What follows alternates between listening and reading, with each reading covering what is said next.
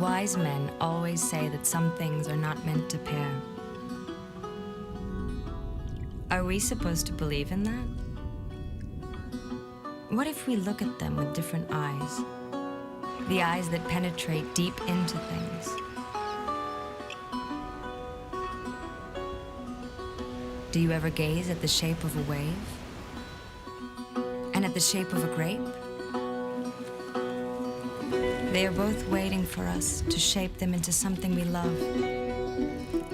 Flavors combined with smells, sensations, and emotions. We merge ourselves in this endless harmony, raw and beautiful. Other times it's just a matter of perspective. Who would guess an art piece and a wine cellar would pair? It's all about the inspiration to create something beautiful and unique.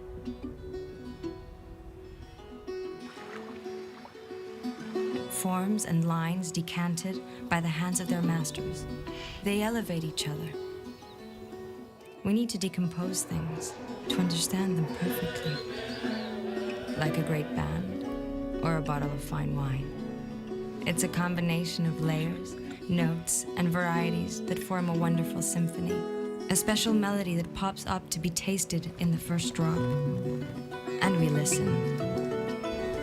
It's like a complex recipe full of mystery. Let's call it chemistry. So guess what? Wise men sometimes are wrong.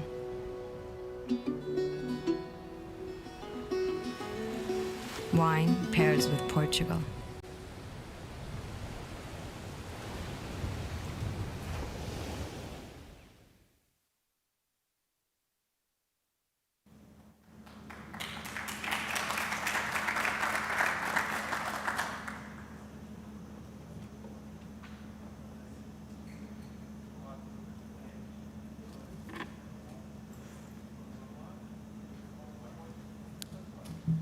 Welcome to Monsaraz, first of all, this beautiful medieval town. I thank you all for being here, traveling to Portugal for this event, and specifically for this masterclass. I am Sofia from Wines of Portugal, and we are going to do a tasting so that you have an idea about all the 14 wine regions of Portugal that we want you to present you. So for that, we will have also the participation of several producers that will be here to explain a little bit about their wines and about their wine tourism projects. I will be the leading person trying to do the thread here. What I will do is that we will start with the regions that are influenced by the Atlantic climate, and I will talk about that later. Then we will follow with the regions that are influenced by continental climate, Mediterranean climate, the third climate that we feel in this country, and then we'll have some fortified wines at the end. And this is it, so thank you, and thank you to the World Tourism Organization for this event, and to the Tourism of Portugal for defying and challenging Wines of Portugal to do this tasting for you. So we will start now. Thank you. Oh, it's me, I have. So just to explain you a little bit, Wines of Portugal, it's a national brand. It is managed by Vini Portugal, which is the interprofessional association for the wine sector in Portugal. We manage the brand, Wines of Portugal, which we use for our events like an umbrella brand. Our aim is, of course, to promote Portugal as a country that produces wines of excellence, and also to help to the sustainable growth of the average price of the Portuguese wines, and also to promote the diversity of Portuguese wines, which is one of our major assets. Our tagline, you just saw it, sorry, it's a world of difference, and that's what we're going to try to show you a little bit by traveling through the 14 wine regions and the different grape varieties that we have. Just for you to know where Portugal is, I hope most of you know, but just in case, we are on the west coast of Europe, and also belonging to Portugal, there are the archipelagos of Azores and Madeira. The Azores, you can see there on the way to the Atlantic, in the middle of the Atlantic, between Portugal and the United States. And then we have Madeira a bit southwest of Portugal. So Atlantic climates, but slightly different ones. You can see as well by looking at this map that, of course, Atlantic, it's a big influence in our country. Just to have an idea of our positioning in the world, you can see that Portugal is the largest wine producer, the largest wine exporter. We are the 11th largest wine producer, and we represent more or less 2.6% of the global market share. Already here you can see a map of the Portugal regions, the 14 wine regions that we have, but later on we will have another map to see better. Well, of course, wine is part of our culture and tradition. Already 2,000 years BC, there was vineyards and production of wine. It's in our roots, and of course, gastronomy, food, and wine are part of our culture. You know that we will have this session with wine tasting, but after you will have another tasting with food pairing moment between some Portuguese wines and dishes. And yes, just to let you know that here, I keep giving the example, but usually there's wine open at home. As you have water, you have wine always open. And if it's not open, you have to go and open a bottle of wine. At least it happens at my home, and I expect most of Portuguese people do this. So it's really much part of the mealtime as well. And in the past years, we promoted the consumption also of wine by the glass, and it's very visible now in Portugal that you can actually have other moments for wine consumption, and many people can go out for a wine glass, something that in the past was not so normal, as wine was more fitted into the mealtime. But now, yes, you can have different moments of wine consumption, which is really great. Portugal has always been more famous for its fortified wines, especially port and Madeira wine. Port has been a little bit the flagship of Portugal. Of course, nowadays, most of all the still wines from all regions are getting very well known as well. They're all such good quality. But these were probably the ambassadors of Portuguese wine in the past. So port wine, the world's most famous Portuguese fortified wine. Madeira, also a classic from the islands. And then Moscatel, which you think people are not so much aware from the Moscatel of Portugal, but it's also an amazing, and we say it's like a jewel, not so known. Master of blends. Even though we have some single varietal wines that are traditional in Portugal, the generality of Portuguese wines is blends. We have an amazing diversity of grape varieties, so it is normal that we use it for blends, and we believe it comes from the tradition of making port wine, where all the vineyards, all the different grape varieties were planted together and harvested together, and therefore we would have a field blend and a wine made with that field blend. Of course, nowadays winemakers know very well the grapes, even in their old vineyards, and they can play with it and use the best characteristics of each grape to produce the style of wine that they want. Therefore, we manage to have different styles of wines. What makes Portuguese wines unique? Because we say it's a world of difference. We believe it's the conjugation of these factors, the fact that we have more than 250 native grape varieties. In Portugal, there are around 340 authorized grapes for production, and more than 250 of those are native Portuguese grapes. We are the country in Europe with the highest density of native grape varieties per hectare. So it's really amazing. It helps. We are a small country, of course, but it's a huge array of different grape varieties. Also, the diversity of soil and climates. You see, this is a very small country. Still, we have so many different types of soils and climates, many microclimates. I think it's one of the countries with the highest number of microclimates. And of course, the human factor, because the decision of what to plant, which is the best soil for each grape, all these characteristics, and then the traditions that we still have of doing amphora wine or food trading, for example. These are things that are decided by the region, by the traditions, by the winemakers, the viticultures. So, of course, the human factor is very important in all of these different profiles that we have. And all this makes up for different terroirs that we have in Portugal. Another important thing, it's the climatic influence, and you will feel this because the division I made of the wines is according to these climates. The Atlantic influence very strongly felt in the regions on the west side. From the north to south, you will see that Vinho Verde region here in the north, sorry, my pointer works. So here, Vinho Verde, then if you go down to Bairrada, and then Lisboa, Peninsula de Setúbal still, but already slightly less Atlantic influence, but still in the Atlantic influence.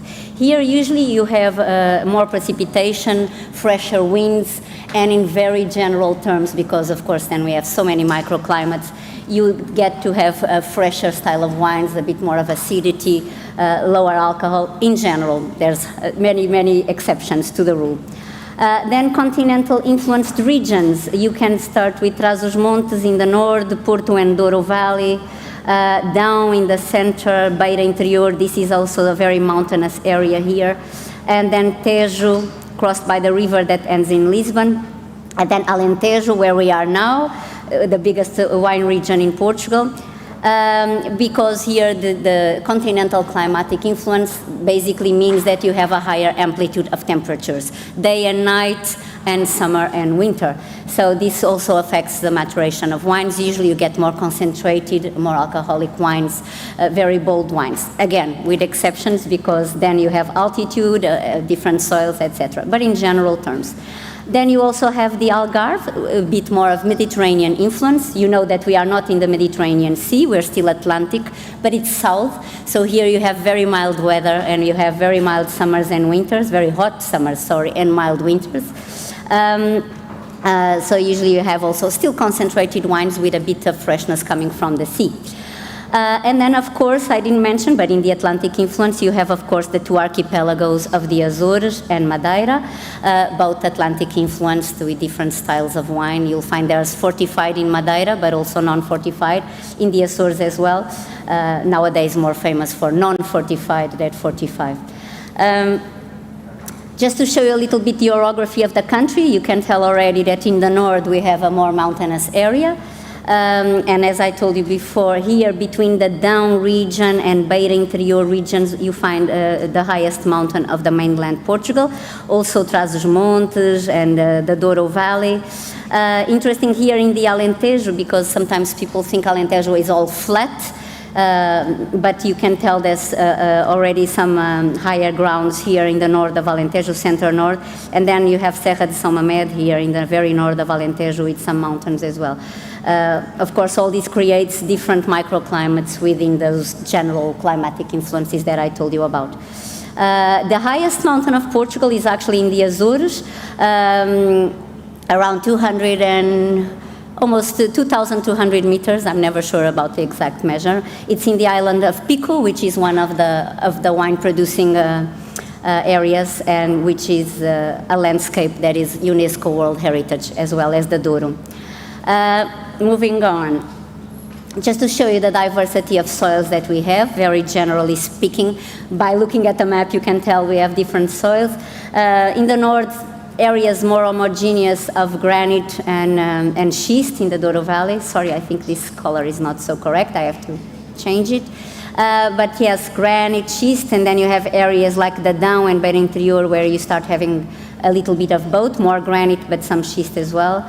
Heading south and toward the Atlantic coast, you start having more limestone and clay, and some sandy soils as well. And then in the Alentejo, you can see that it's actually very diversified. So in Alentejo, you can find all types of soils. Sometimes one hectare to the other, you can have different types of soils, which is also very interesting, and for producers as well, I can imagine. Here as well, some limestone and some sand as well. So this is just to show you that we have been having a lot of recognition as a country for tourism, because this is the, I forget, I mean, so the wine, but wine tourism is the focus of this event. So you can tell we've been having the award of world's leading destination in the past years, Europe in 2020, but you know, we've been having such strange moments for tourism that it's hard to tell now. I put Lisbon here. I hope the other regions don't feel offended. It's just to tell you that in the past, the regions that were probably more wine tourism famous were Alentejo and the Douro.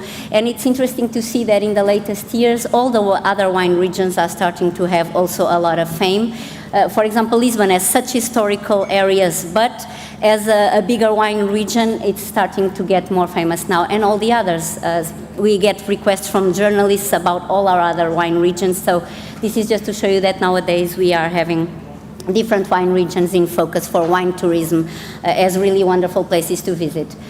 This is also to show a little bit that we are now in the mouth of the world, and in the past we always like to show you this because we've been getting more interest from wine magazines around the world, and we had Jancis Robinson tasting wines from 1999 to 2012, so 13 years of wine tastings where she put Portuguese red wines at the top, so we always like to show this. And this is also interesting. ProWein, the biggest wine fair in Germany, they always make a study with a university there to see, with the professionals, which is the country they would like to add to their portfolio in the following years. And in 2000, and this is of course referring to 2019, because we haven't had the fair in the last 2 years, but in 2018 we were in the 4th position, and then we came to 1st position. So it shows the interest that professionals have about Portuguese wines and including them in their portfolios, which I think it's great news as well for producers. And getting into the subject, Portuguese wines are very versatile and very gastronomic. Their diversity definitely puts different profiles that are very useful for pairing with food, international and Portuguese of course. And that's what we're going to do now. So we will start with the wine experience, and I will start introducing the regions one by one. And as I told you, we will start with, this is to show you all the wine regions, the 14 that we have, a little bit north to south. So you know the pronunciation, Vinho Verde, Trás-os-Montes, Porto and Douro, Távora and Varosa, Dão and Lafões, Beira Interior, Bairrada, Tejo, Lisboa, Península de Setúbal, Alentejo, Algarve, Açores and Madeira. So this is the way. And again, just to show you a little bit the map again, so you have a better idea of where the regions are. You see the whole country is covered in wine regions, so again, very much part of our culture and country. You can see also just by looking at this map that most of the regions will have 1 or 2 DOC areas, so like an AOC, a controlled denomination of origin. But in Lisbon, for example, you have 9, so very small denomination of origin control areas, but very historical ones. And so we start with the Atlantic-influenced wine regions. We will start with Vinho Verde, then we'll go to Bairrada, Lisboa. The Peninsula de Setúbal we will leave to the end because it's a fortified wine, so we will put it at the end of the tasting. And Açores, we will talk about it, and Madeira we'll also leave it to the end of the tasting because it's also a fortified wine. Just so you know that we haven't done the tasting according to the physical parameters. I'm going to ask that you can serve the wines, please, now.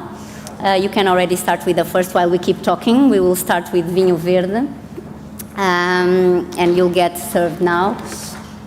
Maybe, yeah, and here too as well, please.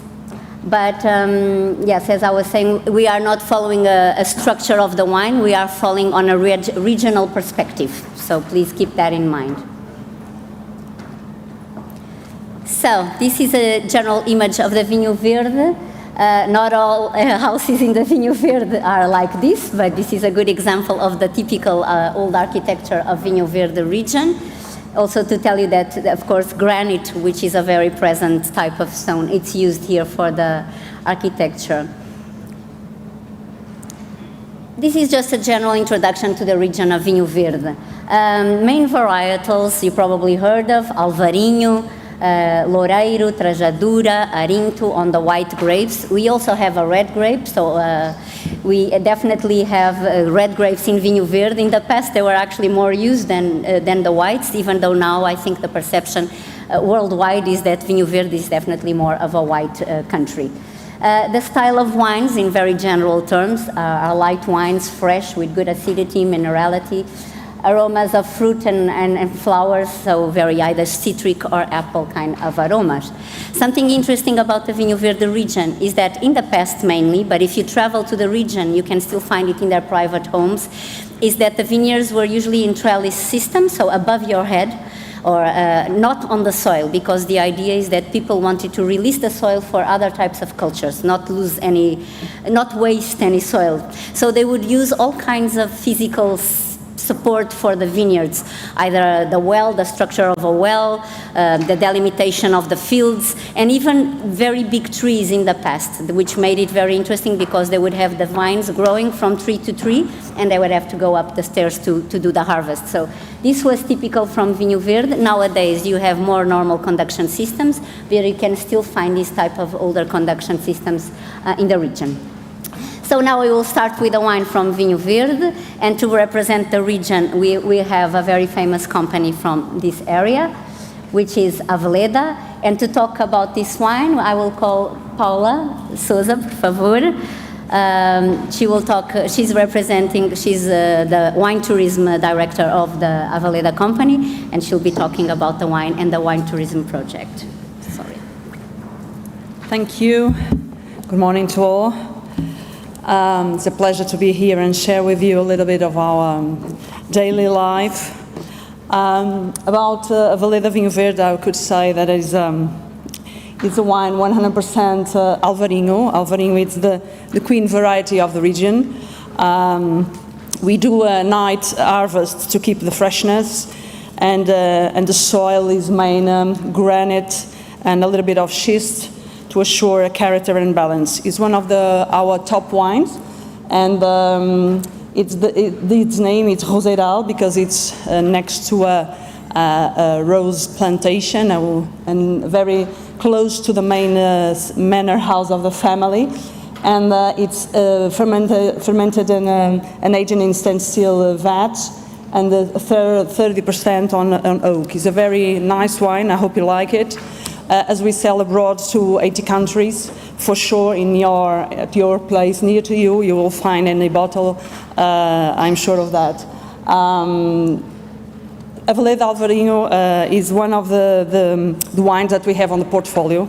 Aveleda is a group of 5 properties located in 4 different regions. So we are based in Vinho Verde, but we have properties in Douro, 2 in Douro, Bairrada and Algarve for the moment. The wine tourism is at this time located mostly in Vinho Verde region, but we also have some activity beginning in Algarve. And next year we'll do Douro Valley as well. The one in Vinho Verde region, probably some of you might know, so it's located in Penafiel. It's 30 minutes from Porto City, on the way to the Douro Valley, and it goes back to more than 300 years of age. So the wine property is owned by a family that has already. So it owns the property for 11 generations. So it's in the same country, the same family for 11 generations. But the wine project began 150 years ago. So at that time we began with producing Vinho Verde, and at the moment we are leaders in the region and we export to 70 countries. The wine tourism project began more or less 5 years ago when we understood that people wanted to know the story behind the bottle, wanted to know a little more and have a lot of curiosity about our activity. So we opened the property. The property is about 100 hectares around the city. And in the center, in the heart of that property, we have a manor house. And over there, so around it, we begin to build a little bit the story of the place. And actually nowadays, we have been growing every year, but the main project and the main highlights are the gardens. We have 8 hectares of gardens classified as a historical garden in Portugal. We will enter next year into the European network of historical gardens, aside with Alhandra, Versalhes and others. So we have a very huge heritage on botanic and fauna and flora. And one of the biggest collections of camellias in Portugal. So the gardens are one of the big attractions. And then we pair a little bit these gardens with the wine activities. So We have several activities, namely production of bread. We have an old kitchen doing a lot of things. We have big patios. We are doing Escape Garden, a very unique differentiation game just launched this year to appeal to new consumers and explain the story of the country, of the property in a nice and funny way. It's been a good success for us. And then we have F&B services, so picnics and lunch and other activities. Some places to hold events, MICE and corporate events. And also a shop, a wine shop, in a building that has been receiving a lot of awards, architectural awards. A side with a lot of gourmet and cheese production. We have a cheese factory, so we are doing our own cheese and proposing to the clients. So it's a very good option for a half day, a short break in Douro and North area, and we are very proud to represent Vinho Verde in the best way. I think it's one of the good examples of the region that grows every year, and Vinho Verde is for sure, with all this history and gastronomy, a good example of wine tourism for the whole European territory. Okay, thank you.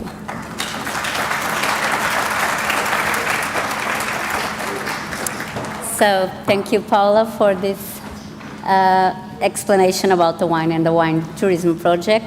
I don't know if you saw, but in the slide before, and you will have access to this, you also have, sorry, I'm trying to change it back, but you have the website of the different producers, so you can access them to visit the projects directly. So we are going now a little bit south on the Atlantic coast, so we move on to Bairrada. This is a region famous for sparkling wines as well, even though also for their non-sparkling wines. It's a region with usually clay soils, and the name in Portuguese, Bairrada, comes from barro, which means clay.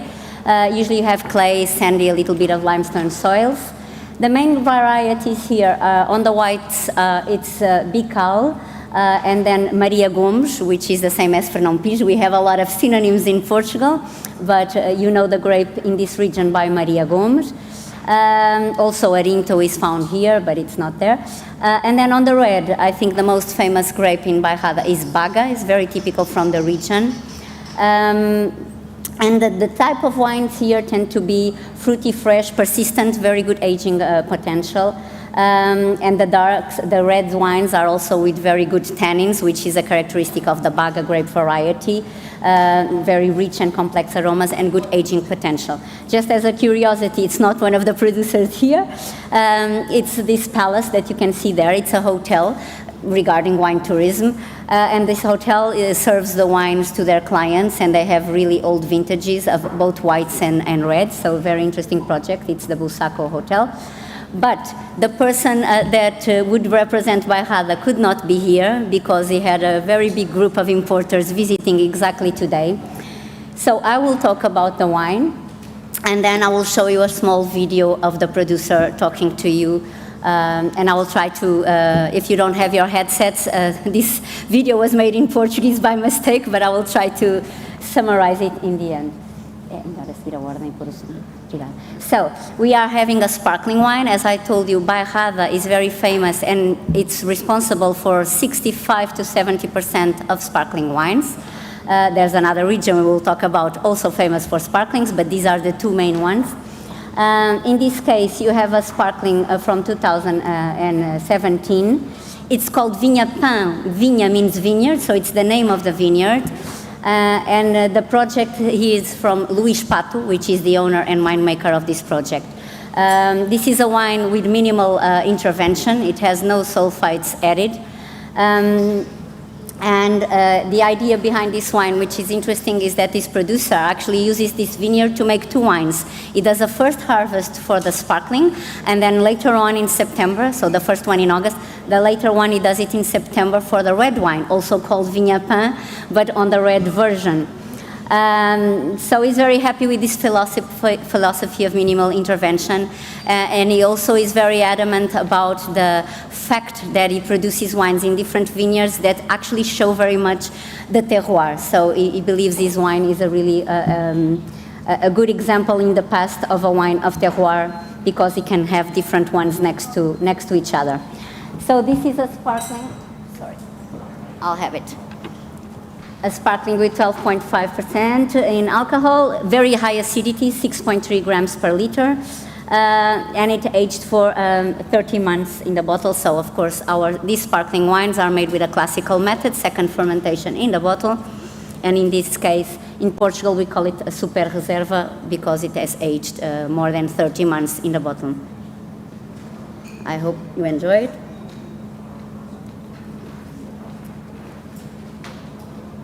Sorry for this part. Yeah, it's very elegant on the mouth, very thin in a very good aspect.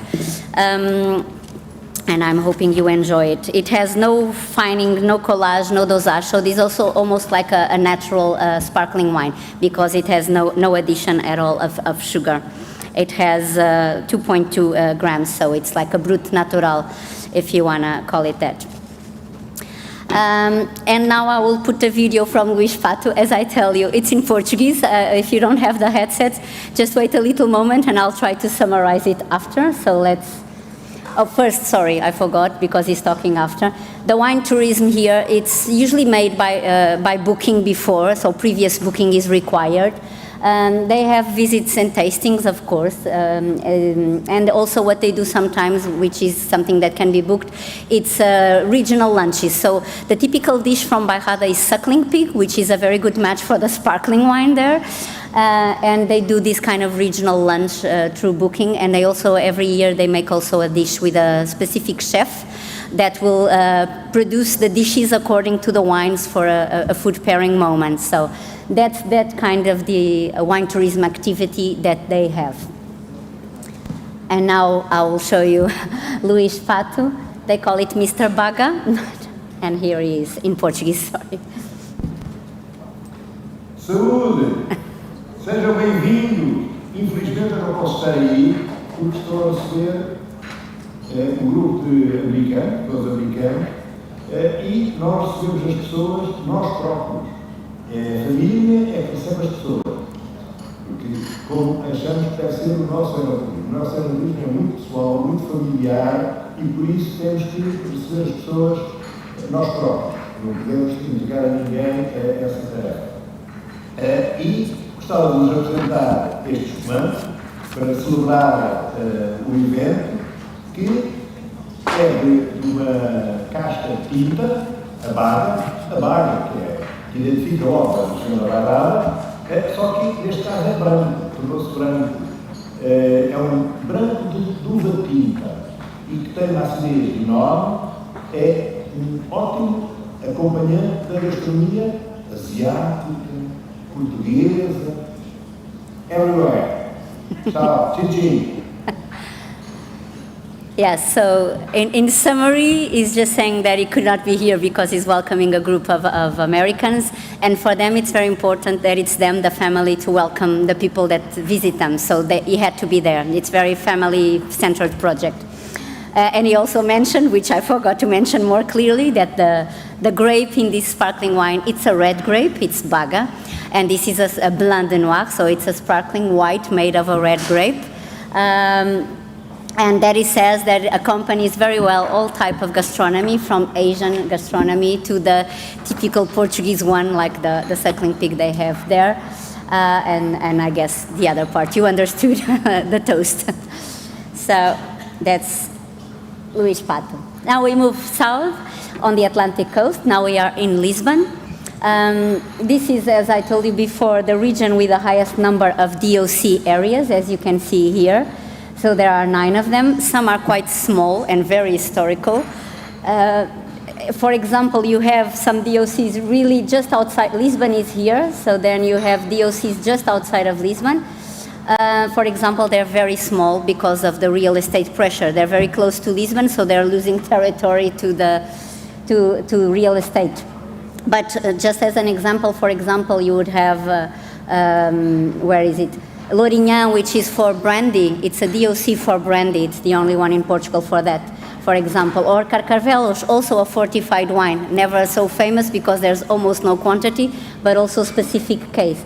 The person and the project we are presenting today is from Alentejo, which is just north of Lisbon. A very nice area because you can see already it has some high altitude, not high, but some altitude, so you have some hills. That makes a difference already.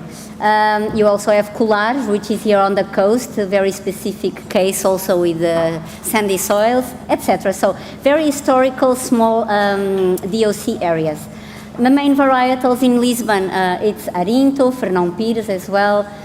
You would have, for example, in Colares, Malvasia, but then on the reds, Aragonês, Castelão, Ramisco, also very specific from a small area, and the use as well of international varieties. We all, of course, use international varietals, but mostly, and usually we try to explain you the Portuguese ones.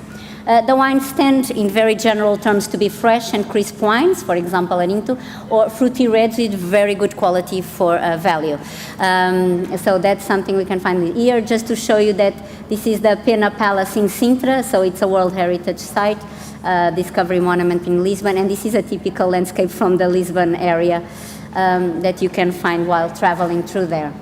You can see it's a very long and narrow area that stretches from Lisbon up to almost 90 kilometers north of Lisbon. And now to introduce you to a project from Lisbon, we will have Manuel Lopo de Carvalho from Casa Santos Lima, which is a very big producer in Lisbon with different areas as well, but he will come specifically to talk about Lisbon wines. Good morning, everyone. Thank you for joining me, both here and online. My name is Manuel. I'm a winemaker of Casa Santos Lima, and I'm here to present you our wine tourism program and a special brand that we have. It's Alentejo. Alentejo is a very famous decorative tile in Lisbon that you can find all around Lisbon, and we use that kind of very famous decorative tile to have a very special brand. It's a special brand with a specific denomination called Leve, just permitted in Lisbon. Leve means low alcohol wine, as this, just like this one have, 9.5%. And here we can have a lot of Atlantic influence and low alcohol, so we pick the grapes very early in the harvest to have a very, very fresh wine with low alcohol. And we want with this wine to pair with with seafood, with salads, and for me especially with very traditional clam dishes. I think it's the best pair that we can find for this specific wine. About our wine tourism, we have facilities in Algarve, Alentejo, Vinhos Verdes, Douro, and Lisboa. Lisboa is our main facility.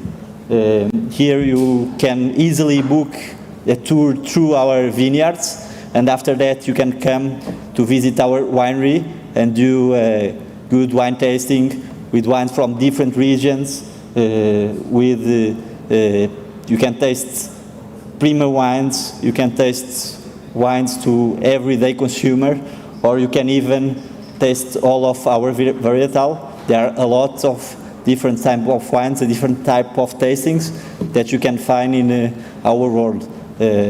We want to make the wines at Casa Santos Lima to everyday consumer, so with high quality and to everyday consumer. That's our focus, and our main goal is to do that kind of wine in a large scale. We are starting new projects out of Lisbon, wine tourism projects. We are starting in Algarve, in Vinhos Verdes and Douro. They already started, so if you pay attention to the next new letters, you will see that you have a lot of exciting things to give to you, and we are very excited with the next wine tourism programs. And before you go back to your country, you can always stop at our Lisbon Vineyard Park, which is very close to the airport. It's a very particular vineyard in the middle of Lisbon, and I think for me it's the perfect place to show you all how important it is to us to create biodiversity inside, in the middle of Lisbon, and I think it's the perfect way to say goodbye to Lisbon, to our country, and until next time. Thank you very much.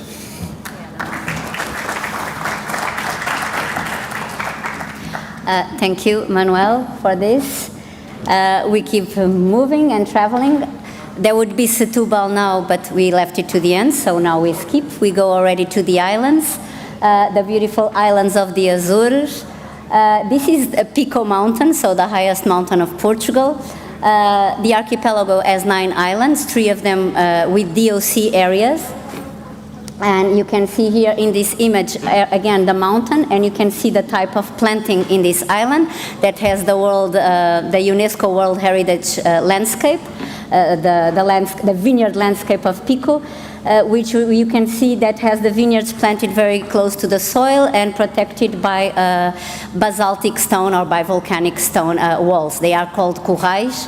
And they have to protect from the winds of the Atlantic and the salty winds of the Atlantic. So this is the typical plantation in the Açores. Here the main varieties are Verdelho, Arinto dos Açores, which is not the same as the Arinto in the mainland, just to confuse, and Terrantes do Pico, also very specific. The wines tend to be light and fresh and fruity. There's a slight definition here where it comes from Graciosa, one of the islands. And then Biscoitos and Pico, the other 2 DOCs, so very balanced with very strong minerality.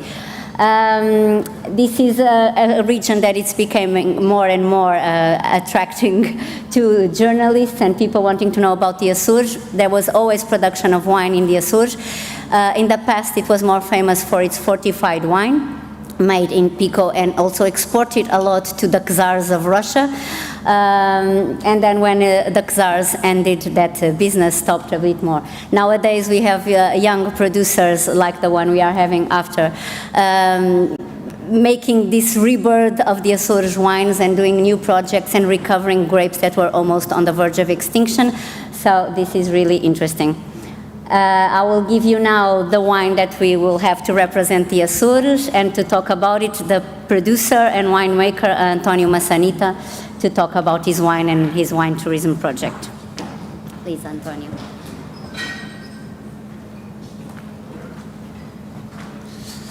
Hello, everyone. Well, first, congratulations, Sofia, for your presentation. I think it's getting better and better. Welcome, everyone. I'm very proud to be here speaking about Azores and Azores wines. I am a son of an Azorean father and an Alentejana. So my mother's from Alentejo mother, born in Lisbon, and they met in Lisbon, had 3 beautiful kids. So this is what my mother keeps telling me. And as I studied in Lisbon, I felt more and more that I wanted to go back to the roots. So I started first with Alentejo in 2004, doing a wine project. And then in 2010, I started my project in Azores with recovering an almost extinct grape varietal, Terrantes do Pico. So this is kind of how I'm involved with these 2 regions.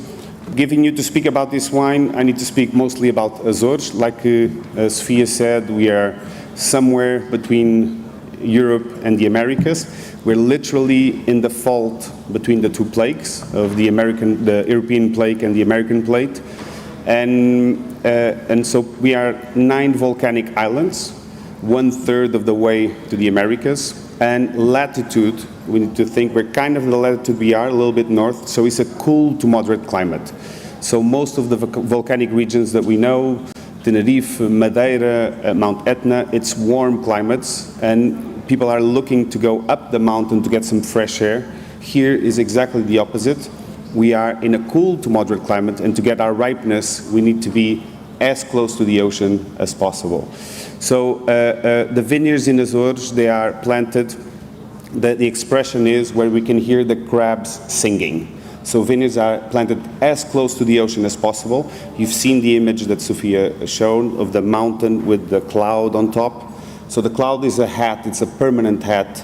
Then in one way it's cleaning the rain, it's raining on top and leaving the edges without sun.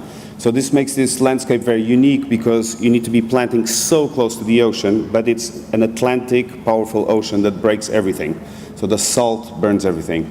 So you see all these structures, whether it is depending of the volcanic region or island region, that are going to protect the vineyards from the proximity to the ocean. So we have this landstone lava walls that are protecting the grapes from the ocean.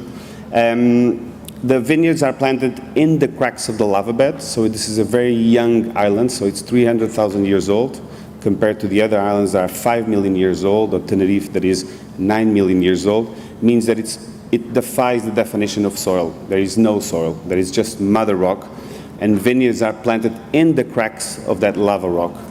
So pretty intense terroir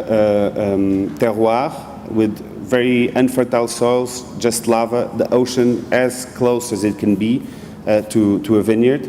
And the grape variety that we are tasting here today is called Arinto dos Açores.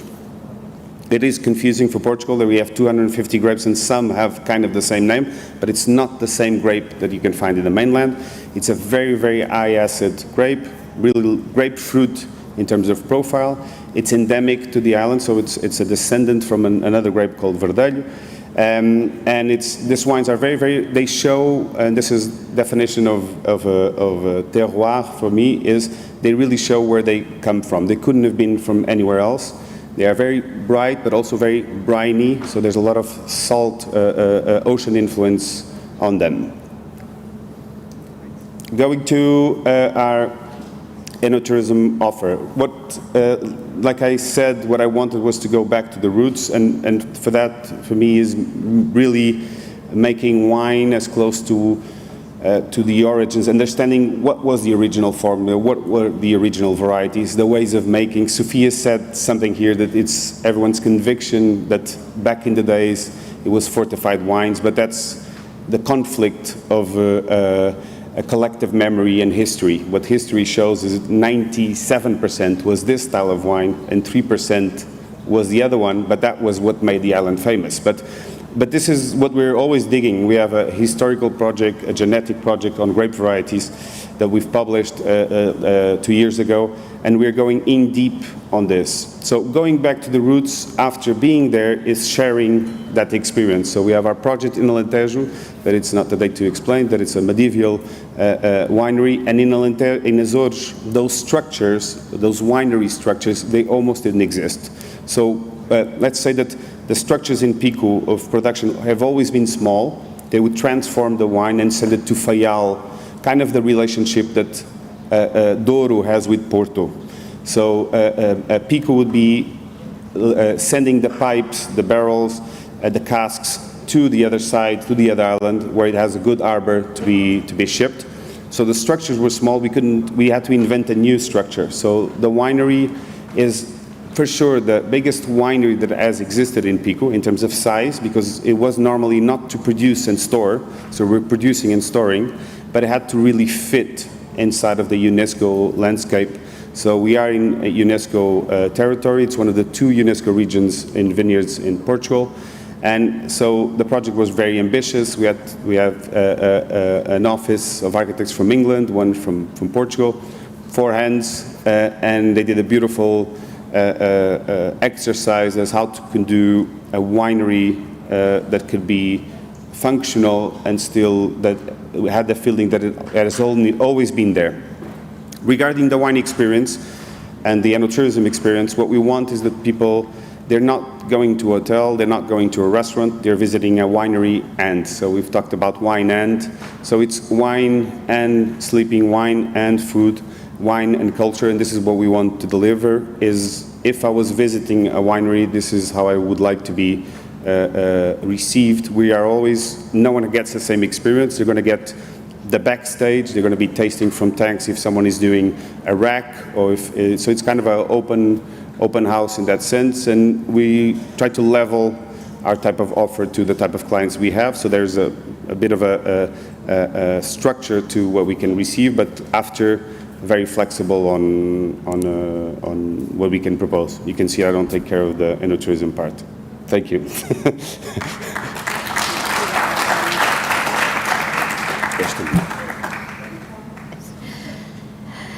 Thank you, Antonio, for this.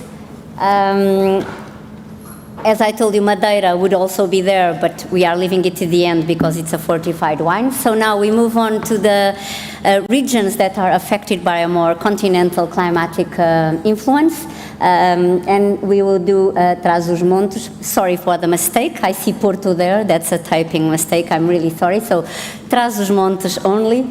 And then Porto and Douro on the line below, and then Távora and Varosa, Dão and Lafões, Beira Interior, Tejo and Alentejo. So we would start with Trás-os-Montes, and here we will have the project of Sobreiro de Cima. So Trás-os-Montes, this is an area you can see very almost how do you say, inhospitable, but it has a lot of granite soils, and not only. It has three DOC, three sub-regions and a big plateau in the Trás-os-Montes area. I will show you a little bit. This is the area, so this is the northeast of Portugal. Trás-os-Montes means behind the mountains. In the past it was not so easy to get there. Nowadays it's very accessible, though it takes a little time. But it's a beautiful region to visit as well nowadays, with more projects coming up on wine projects, so very interesting, like the one we are showing today. The main varietals here tend to be sometimes similar to the other areas like Douro, so Tinta Roriz, Tinta Amarela, Touriga Nacional, Touriga Franca in the reds, and then in the whites, Viozinho, Goveio, Códega do Larinho, and Síria. So they share many grapes with the Douro region, which is just adjacent. Usually aromatic wines with good intensity, good acidity, and then that is for the whites. And with the reds, usually also very structured, a bit of higher content of alcohol, but very correct acidity. Very robust and balanced wines, also sometimes influenced by the freshness of the altitude of this region. To represent the region and to show the wine, we will have now Fernando Ramos, which is the responsible for the whole commercial part of the Quinta do Sobreiro de Cima, which is the project that we are talking about. Fernando, please, to talk about the wine and the wine tourism project. Thank you, Sofia. Hi to everyone. My name is Fernando Ramos. I'm the sales manager for Quinta do Sobreiro de Cima, and I'm pleased to be here today to be able to present our company and one of these most recent wines, the 1932. Currently, our company has a portfolio of 20 wines, including blends, varietals, and bivarietals, coming from vineyards which span over 40 acres and which represent a total annual production of 200,000 bottles. This makes us the largest winemaker in the region. Very recently, our wine, the Reserve 2019, was awarded with the Best Portuguese Blend White Wine prize and at the biggest contest tasting in Portugal. Despite the fact that Trás-os-Montes is still a less known wine region, it is enjoying significant growth in the recent years. And that is not surprising, for you think that the region was, until the beginning of the 20th century, a part of the Douro region, the most renowned and acclaimed Portuguese wine region, and in fact the first demarcated wine region in the world. Notwithstanding some similarities with Douro, Trás-os-Montes is a very particular terroir, enjoying some unique characteristics such as altitude, different types of soil, and temperature range. The altitude goes up to 1,000 meters, and the soils comprises 8 different kinds of soils, namely the granitic and the schist.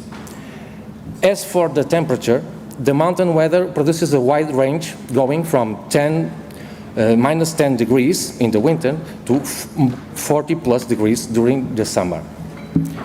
All these characteristics combined brings our wines particular features that nowadays match the general preference of the final consumer. In our white wines, we have minerality and acidity.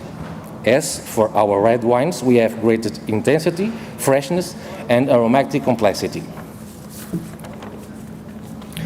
The wine that you are tasting, the 1932, comes from our oldest vineyard, which, as you might suspect, dates from the year of 1932, who gives the name at the wine.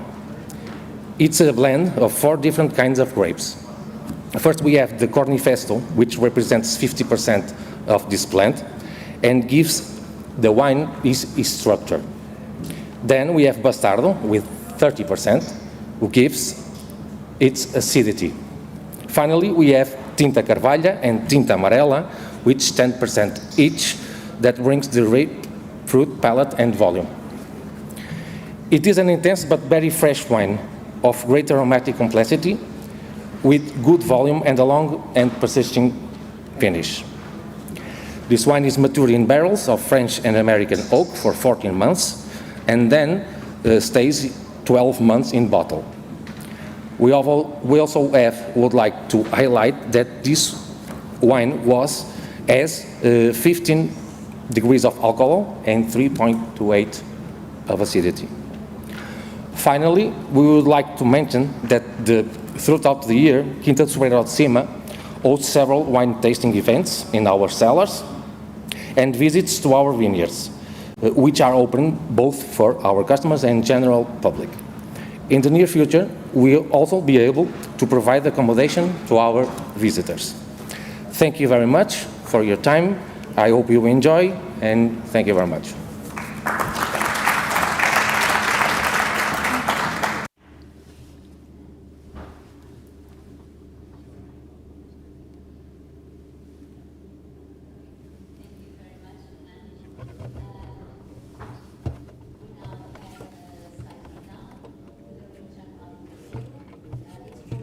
Because it includes 2 DOCs, one for fortified wine and another one.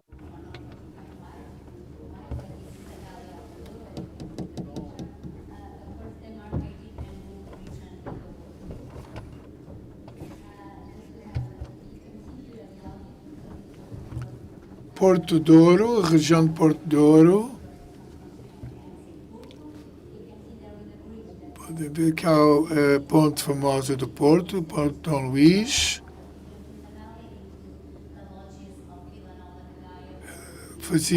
E os barcos rabelos que faziam a ligação entre Vila Nova de Gaia e o Porto. As principais variedades temos quase mais de 50 uvas, mais importante o Toriga Nacional, Tinta Roriz, e também com um nome diferente no Alentejo, Tinta Barroca, Tinta Amarela e Sousão. E de resto Rabigato, os brancos, Malavisa, Fina, Viozinho, Códiga do Larinho. Os vinhos são escuros, intensos, opacos, maduros, com notas de esteva.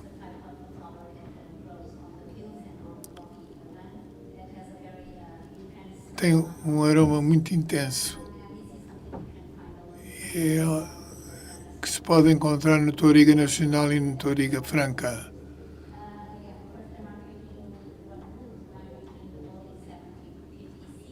Foi considerado uma região demarcada no mundo em 1756, primeira denominação de origem. Podem ver como é difícil plantar as vinhas nestas escarpas, Estas colinas estão inclinadas.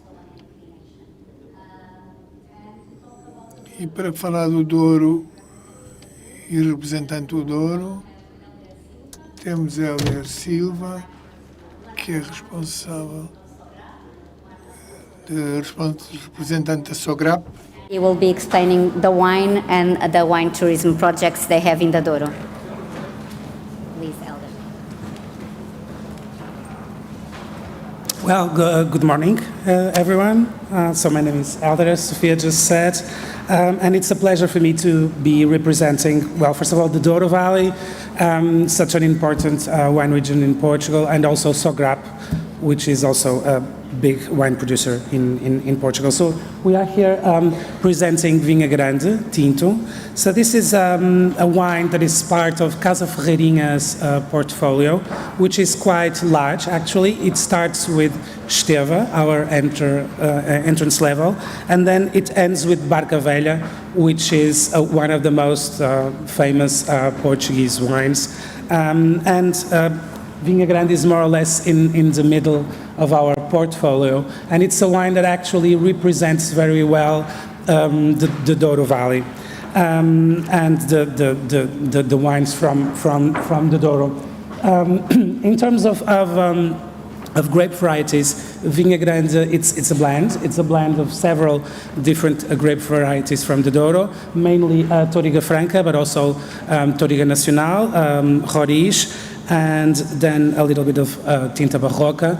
And it's also a blend because the grapes come from the Cima Corgo, which is the central part of the Douro Valley, and also from grapes from the Douro Superior, which is closer to Spain, where we have Quinta da Leda. So being a blend of these grape varieties and also from different sub-regions, we can have a higher complexity and we have a very elegant and very well-balanced wine. This is a very classic wine, actually. It's not very lush, but it's very classic, and that's why I think it represents so well this region. In terms of color, it's a true red, so with a very intense and deep ruby color. And in terms of aromas, we can find, of course, the red fruits, the black fruits. We can also find some spices like pepper, perhaps a little bit of curry, so it's a really nice wine. Some balsamic, of course, and a little bit of cedar that gives it some vegetable and forest aromas. And it's a wine that has some wood, but the wood is very well integrated into the fruit, and that's why it's so classic and so nice to drink. It has a very long finish. It's very gastronomic, so you can actually have it, well, on its own, of course, but you can also match it with meat, especially grilled meat, but also some fishes like codfish, which is our national dish, actually, and it goes very well with codfish or even some other fishes if they are made in the oven and they are a little bit more intense. The wine is ready to drink, but it can benefit with some years of aging in the bottle. So it's a very nice wine that I hope you enjoy. In terms of wine tourism, Sograp has 3 facilities, 2 of them in Porto or in Vila Nova de Gaia on the other side on the south bank, and 1 in the Douro Valley, and with 2 main brands, Ferreira Porto in Vila Nova de Gaia, and then Sandman in Vila Nova de Gaia, also the Sandman Cellars, and Quinta do Seixo in the Douro Valley. Especially Quinta do Seixo, which is very important for this conference because it's the one that is located in a rural environment. It opened in 2007, so we have more or less 15 years of experience in the Douro Valley already in wine tourism, and we believe it had a nice impact in the development also of the region. We were one of the first wineries to be opened every day throughout the whole year. So it was a big investment to make sure that we always had our doors opened and having a team from the region working with us the whole year. In the three wine tourism facilities, we have a wide portfolio of wine tourism services. So our visitors can do from a simple guided tour and tasting to more exclusive experiences, like, just to mention a few, picnics in the vineyard at Quinta do Seixo, or a guided tour in the vineyard at Quinta do Seixo too.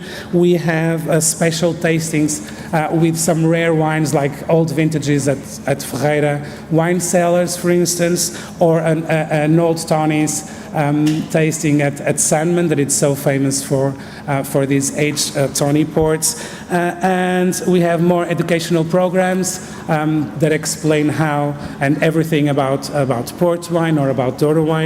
And this weekend we'll have at Quinta do Seixo the Sandman Stage, a program that combines music, cinema, gastronomy outside. So I think it's a nice way to mix wine with culture, and well, that's it. Thank you very much for your attention. Thank you. Obrigado. Thank you, Elder, for this presentation. And now we keep going next door to Távora and Varosa. This is a very, you can see, tucked away between other wine regions, like the Douro, almost with Vinho Verde, Dão and Beira Interior. So this is Távora Varosa. You can already see with the picture in the middle, again, this is a region very famous for its sparkling wines. The main varietals on the whites is Bical, Especial, Gouveia Real, Malvasia, Fina and Verdelho. And then on the reds, Tinta Roriz, Tinta Barroca, Toriga Franca, Toriga Nacional, but also international varieties that they use for the sparkling wines. These usually fresh wines with a very good level of acidity. This is an area also with some altitude, which gives freshness to all the wines. It's of course a region, not of course for you, but for us, rich in Cistercian heritage of the monks that used to be here and started producing wine. And it does produce some of the best national wines, especially on the sparkling side. To represent this wine, we have nobody and no video, so it will be me. And we will show you a typical sparkling wine from the region. This is Murganheira, it's the brand and it's the producer, Caves Murganheira. We also use the word Caves, like in France, for some of the producing sparkling producers in the country. So Caves Murganheira. This is made with one single grape variety, which is Malvasia Fina, with 13% in alcohol and a very high acidity of 8 grams per liter. And a residual sugar of 4 to 5 grams. So this is a Brut, and it's from 2017. Malvasia, it's a white grape, so in this case we have a Blanc de Blanc. Again, a classical method sparkling wine with a second fermentation in a bottle for around 36 months, so we call it also a Super Reserva. It is a very fine, persistent bubble. I need to remove the glasses for this.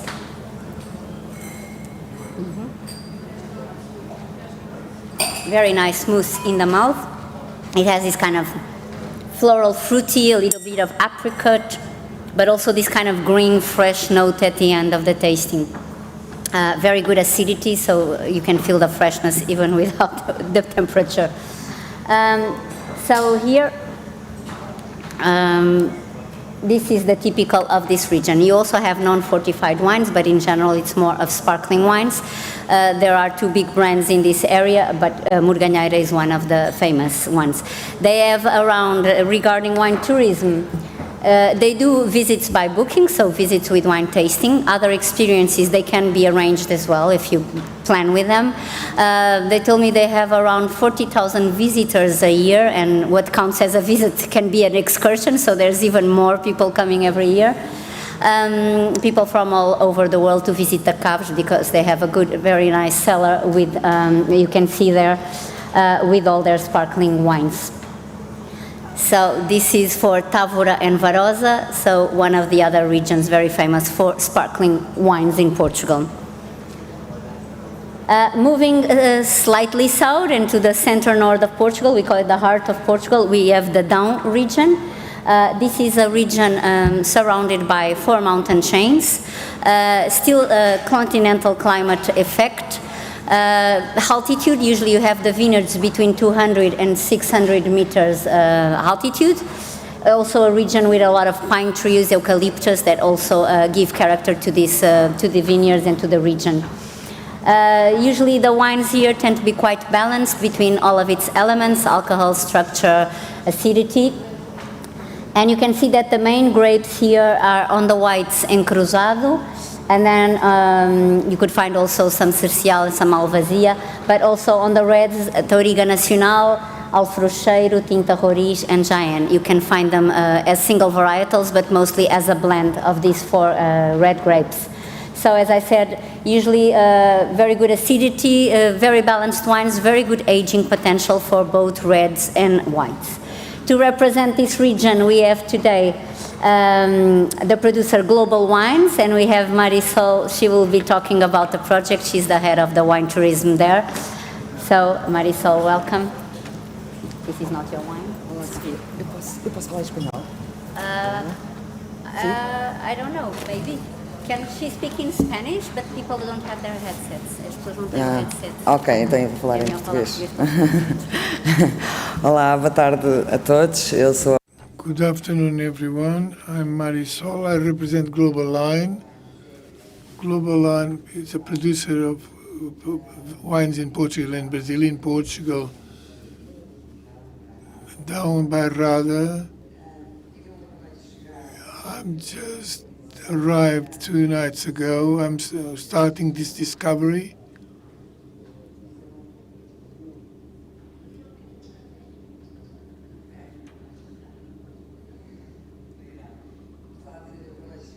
I've just arrived to the 1990, and I'm managing doing the promotion of the brands of the group, and that's why I'm here.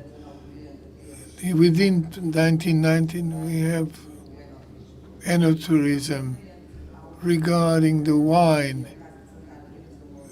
Casa de Santar Vinha 2017, it's a wine from Down, fresh, elegance,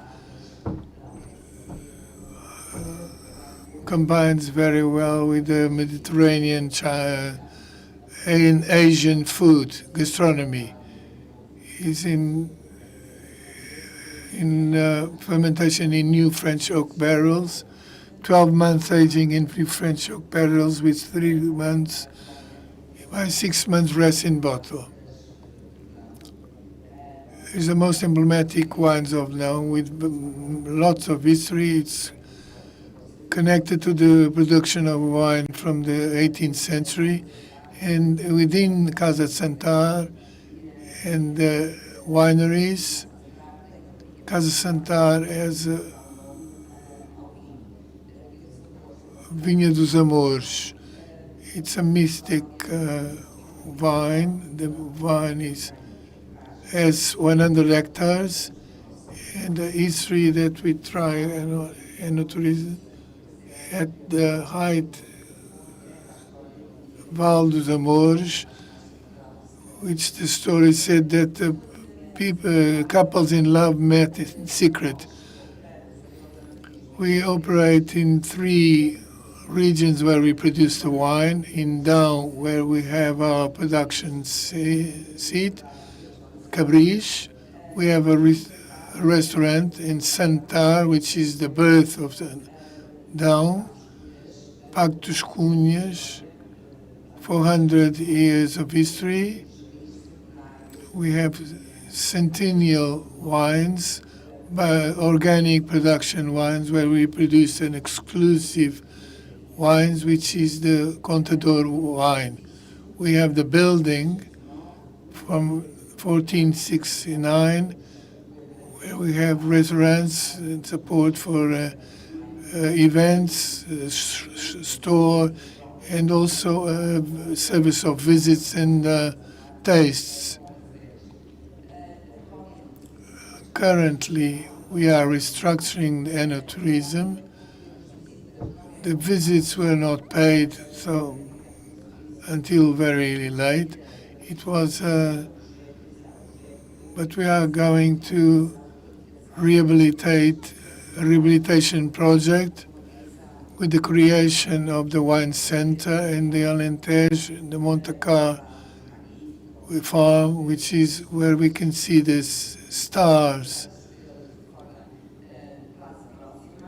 almost close.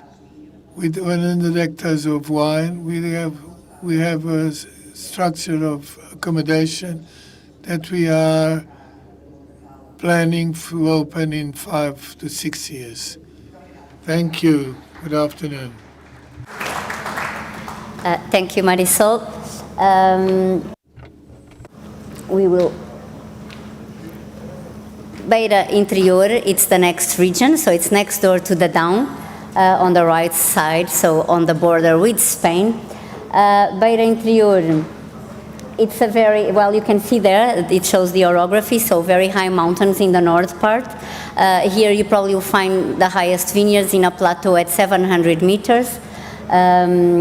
You have as typical grapes in this region, on the whites, Síria, Arinto, Fontecal, which is only in this region that you can find, for example. And then on the reds, you will have Rufete, Trincadeira, for example. You can also find Touriga Nacional and Tinta Roriz, but these more.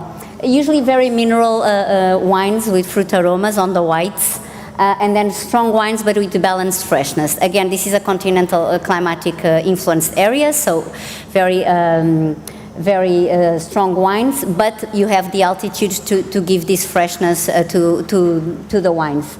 To represent this project, we have now the producer from Wines Almeida Garret, a family producing unit, and the wine will be presented by Tiago Cristóvão, which is the commercial director of the company. Please, Tiago, can you come and present your wine?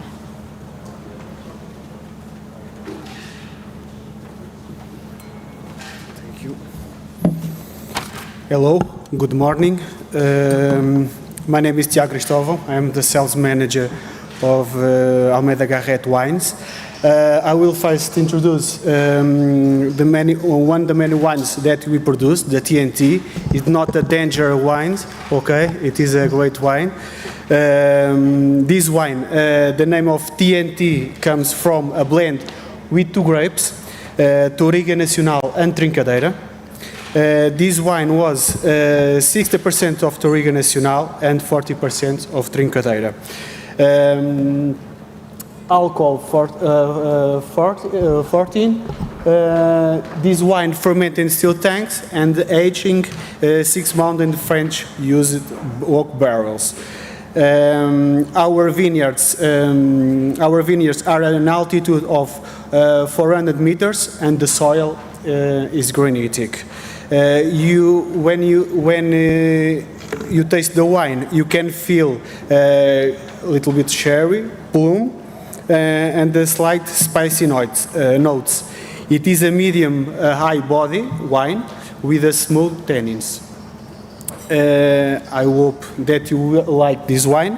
The project of Almeida Garret started and built the winery in 1856 in a small town, Tortozendo, near the Covilhã, in a Serra da Estrela.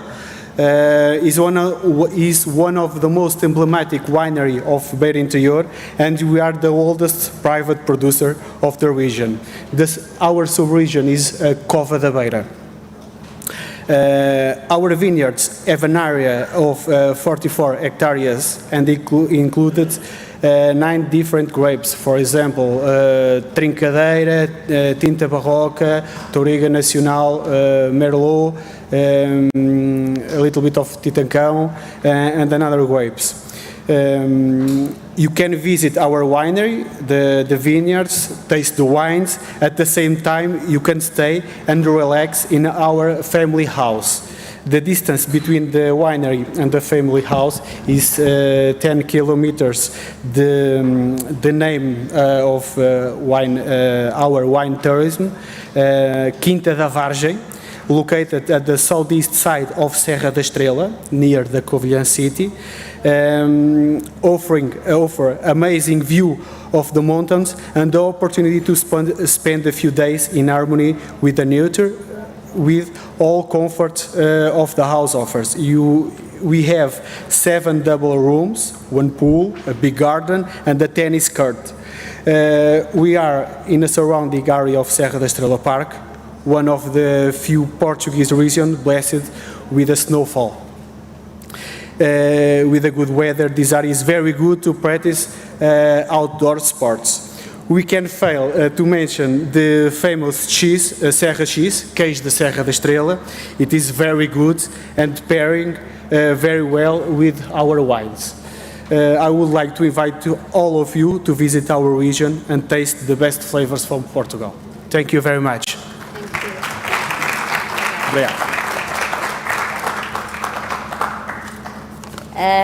So thank you, Tiago, for this. I kept forgetting to say Serra da Estrela mountain is our highest mountain chain in mainland Portugal. We actually have snow. We have a small snow piste, so we can actually ski, but it's just a tiny one. So we keep going down. Now we go to Tejo area in the center part of Portugal, again crossed by the river with the same name, Tejo, that comes from Spain and ends in Lisbon. So if you cross the bridge in Lisbon, you're crossing the river Tagus or Tejo. Here the region is, of course, and the soils defined very much by the distance to the river, because you have more fertile soils, the alluvial soils close to the river, and then you have higher grounds away from the river. Usually you have the white wines closer to the river and the red ones higher. Not always a rule. You can see the region there, crossed by the river. The typical grapes here on the whites is Fernão Pires and Arinto. So Fernão Pires is very emblematic from the region, and it's the wine you will have. And then on the reds, Castelão, Trincadeira, but also Touriga Nacional, and international grapes. It's not uncommon to find a wine of, 50% Touriga Nacional with 50% Cabernet Sauvignon. So an area that uses both kinds of grapes. Very balanced wines with fruity aromas. Very good quality, very good price relationship as well. The Tejo is nowadays a very famous, getting more known wine region for the quality of its wines. To talk about a project in the Tejo region, we have Companhia das Lasídeas, one of the oldest and famous companies of the Tejo. And to talk about it, we have the winemaker of this wine, David Ferreira, please, if you can come to the stage. Sorry. Thank you, Sofia. Thank you, Vini Portugal, for having me. And thank you for you to come and taste my wine, which I'm quite happy to have here. So, Companhia das Lasídeas, it's a big company. It's about 17,000 hectares of land, and when it was land from the crown in the past, in the beginning, and it was sold to a quantity of agriculture that wanted to do a big company, a big producing company. And they started doing wines very quickly in the 18th century. So in 1881 there were already vineyards in the Companhia das Lasídeas. So we are doing wines since 140 years ago. The date, which is in the label, 1836, it's the date of the foundation of the company. And so we are talking about a very typical grape from Tejo, Fernão Pires. Fernão Pires, which is quite common in all Portugal. We can find it in all regions, but we feel in Tejo that it's our variety. It's really the variety that we like to communicate. Tejo was typically a white grape region in the past. It tended year after year, decades after decades, to deliver very good red wines also. So today, people tend to think about red wines in Tejo. Still, as a winemaker, I have a lot of I really like to talk about our white wines because we have a very good climate and a very good position in geography to make really nice white wines. So, here it is. Fernand-Piche from a very old vineyard. When I say very old, for our standards, because we are on sandy soils, and sandy soils normally tend to erode a lot of the vineyard. So an old vineyard in Tejo will be 35, 40 years old. Those ones are from the 70s, so they are 50 years old. And so a different kind of Fernand-Piche. Fernand-Piche, it's very plastic in terms of viticulture. We can do all kinds of wines with Fernand-Piche. But in our property, we can do very concentrated and very nice, with still a nice acidity, kind of still white wines. And we use it for that. So we have the courage to use it like in 100% in the blend. We don't mix it with any other blend. This wine was made in oak barrels, so it was fermented in oak barrels for about 3 to 4 weeks inside a cold chamber to control the temperature. And then we let the wine age in the barrel for 6 months.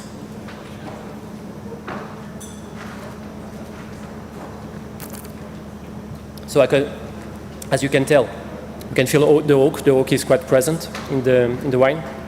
It balances the creaminess and the richness of the grape.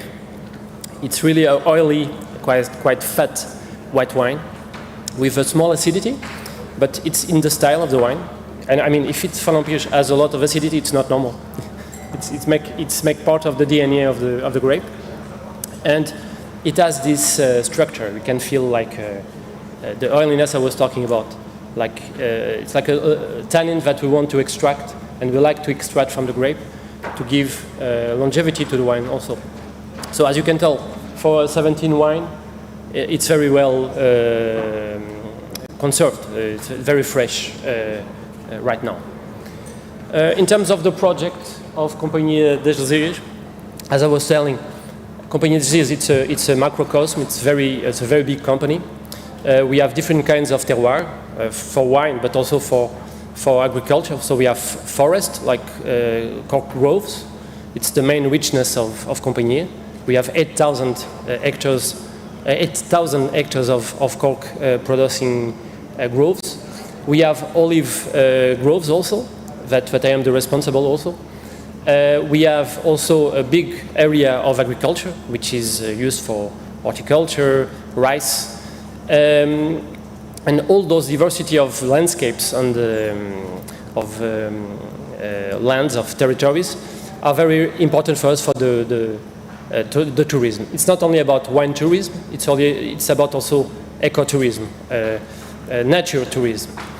And as we are in the estuary of the Tejo, we have the chance to be very near from a lot of biodiversity, mammals, birds,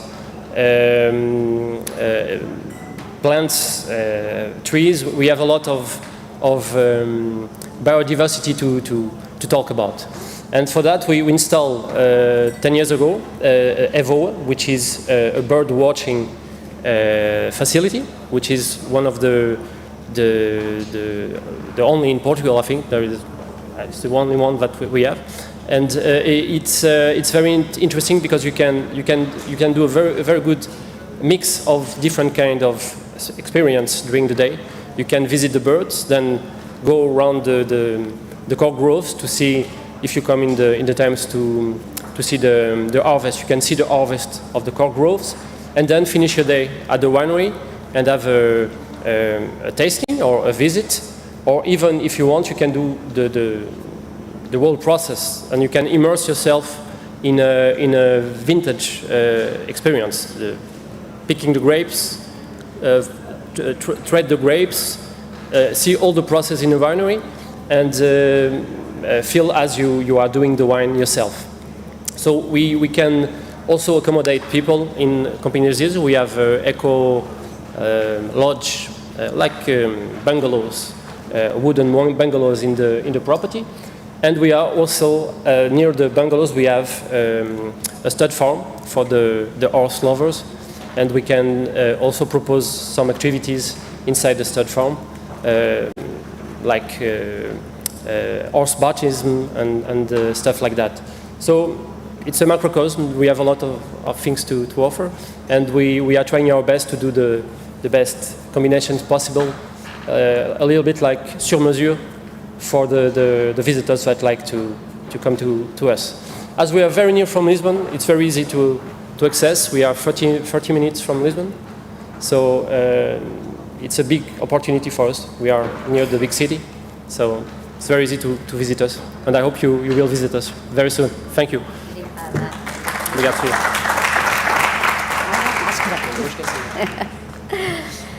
Thank you, David, very much.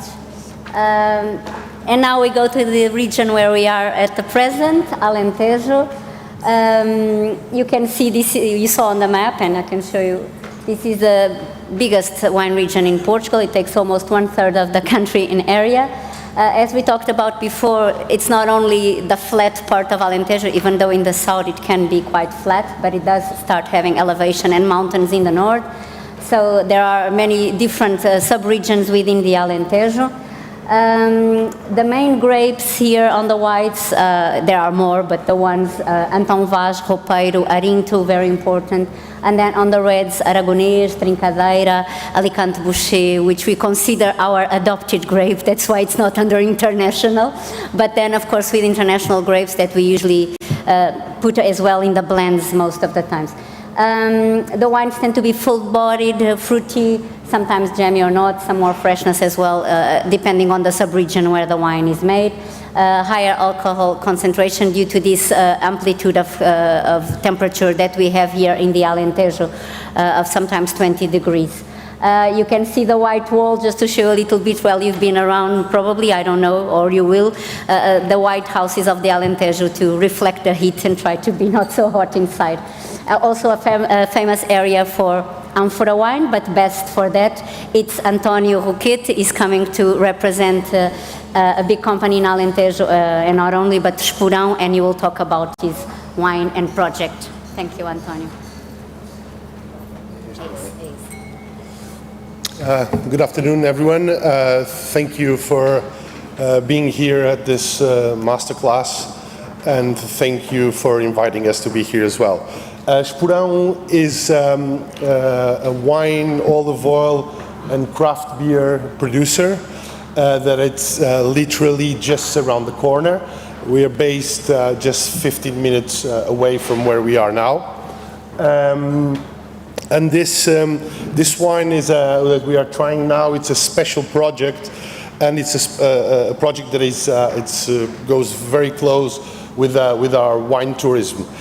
We started making amphora wines in 2014, although it's a very, very long tradition in this region. This type of wines using this technique have been made here continuously for more than 2,000 years.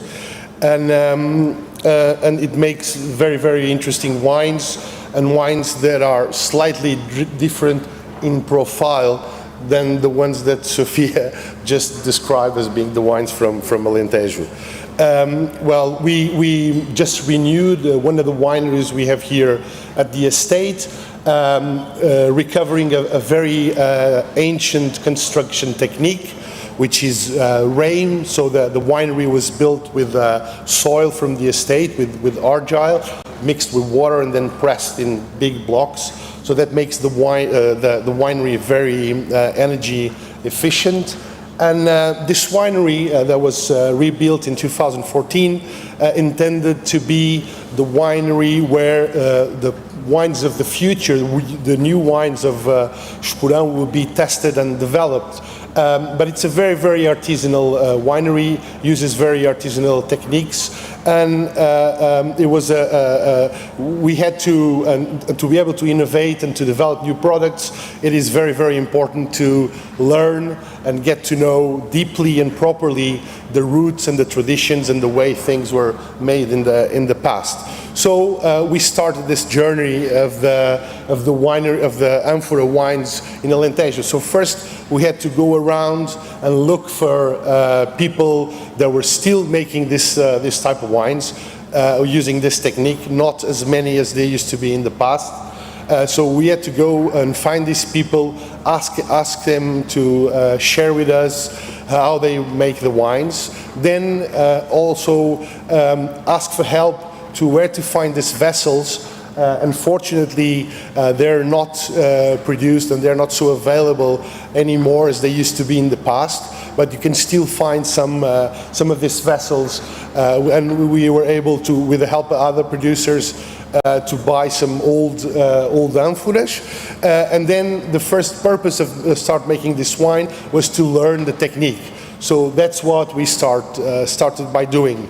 The winemaking technique, and also there's a technique of preserving or isolating the inside of the clay vessels that is called pisga, and they use what is called peixe, which is basically a mix of resin, beeswax, and sometimes olive oil that was burned, made into a paste, and would coat the inside of the vessels.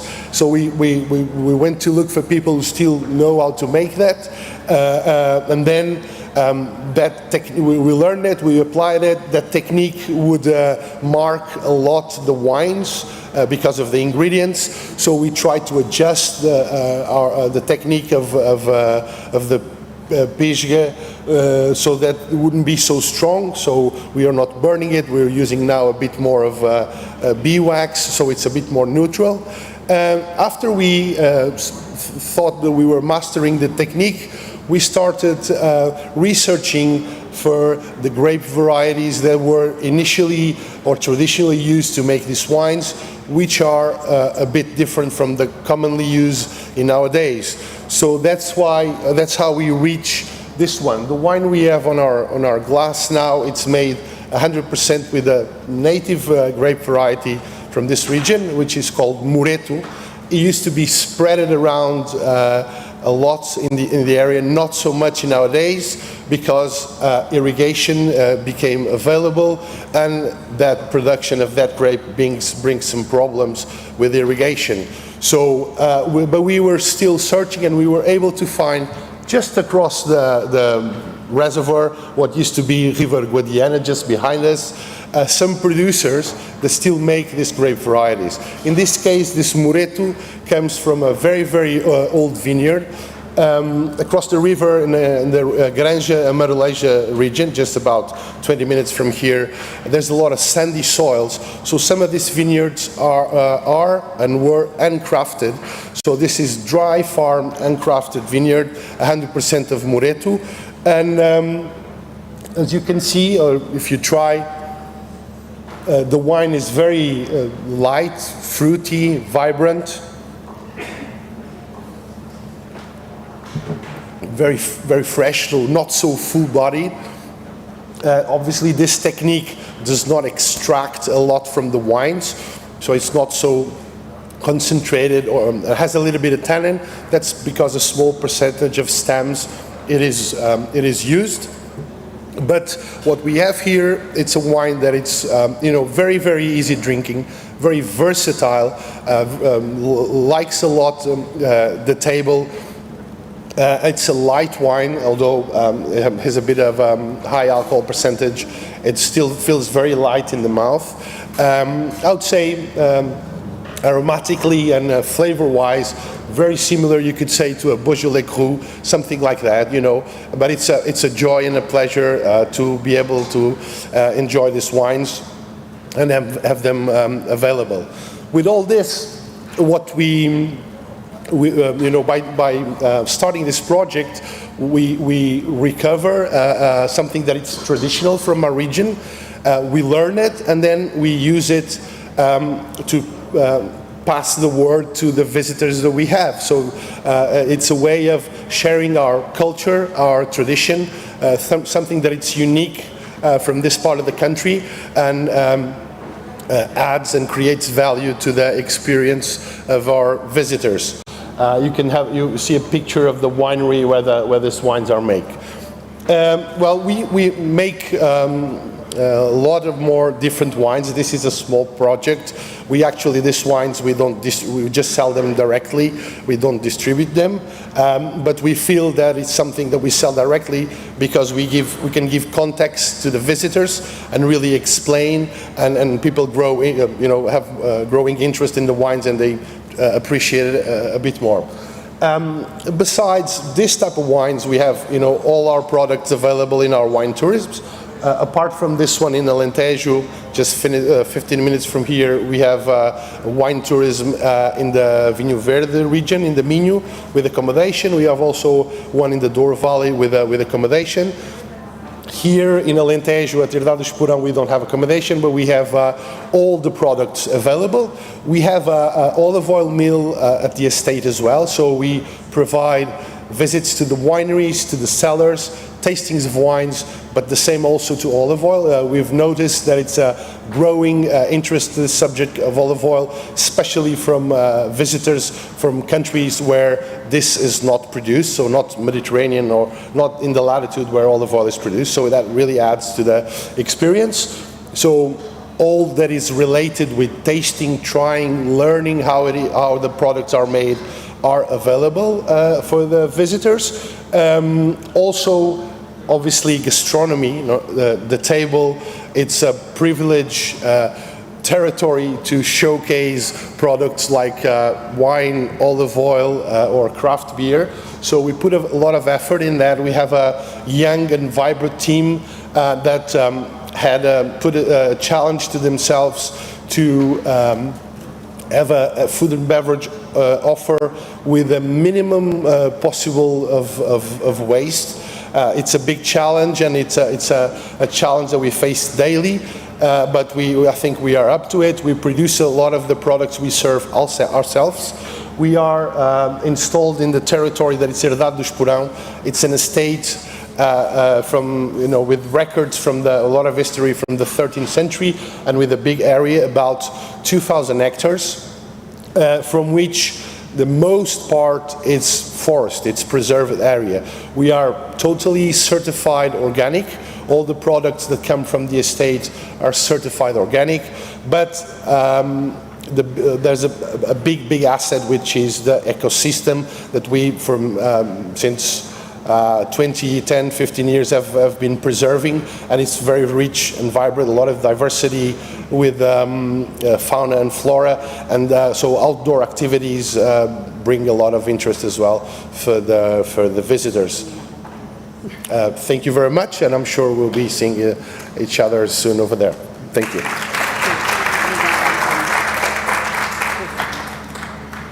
Thank you very much, Antonio. We now move to a Mediterranean influenced regarding climate region, which is the Algarve. We are in a region that is sometimes more famous for tourism and beaches, but it also has been producing wines for a long time. It used to have many cooperatives. It has 4 DOCs, which are Lagos, Portimão, Lagoa, and Tavira. Main varietals here on the whites, you would have Síria, Arinto, Verdelho, and others, because here also you can find some international grapes. On the reds, you will find Negramol, which is typical from this region, and then Castelão, Aragonês, Touriga Nacional, and as I said many times also with international grapes. The wines tend to be both red and white aromas of ripe fruits, velvety, characteristic, and a warm flavor, but also with some freshness coming from the sea. And to represent the Algarve, we have now the owner of the project, Convento do Paraíso, that is going to talk about their wine and their wine tourism project, which is João Soares. Thank you, João. Well, not good morning anymore, good afternoon to everybody. Thank you very much, Sofia. Thank you very much for Vini Portugal to invite us. And thank you very much to all of you to be here. Being one of the last speaking today, I think I can already take some conclusion for those listening to all the producers this morning that were not really understanding why Portugal was under the lights of everybody in the world. It's easy now for you to understand that this tradition, modernity, together with innovation, diversity of soils, diversity of climate, diversity of grapes, really is incredible and allows us to make the fantastic wines that we are making and the fantastic new projects that are being developed in our country in, of course, wine tourism, which is what we are talking today. Just a small correction, Sofia. This wine, Euphoria, is produced in Algarve, not in our own estate, because we make wine together with my family since 2012 in this property. We make wine, we produce the wine, we do all the sales and marketing. So we've been asked to take care of a project that belongs to a family for many generations, a very old farm, traditional farm. We could come back to the Moorish times, like 8th century, to find the history of this estate. And the actual owners planted the vineyard in 2000 in the farm, 12 hectares only. It's a very small project, but haven't been really successful in selling the wines, even if they were good or very good. They asked us because we knew. I will talk a little bit about our knowledge producing wine. The vineyard is planted in the mountains that makes the division between the Algarve and the Alentejo. Sofia talked earlier about this amplitude that we have between the regions in Portugal.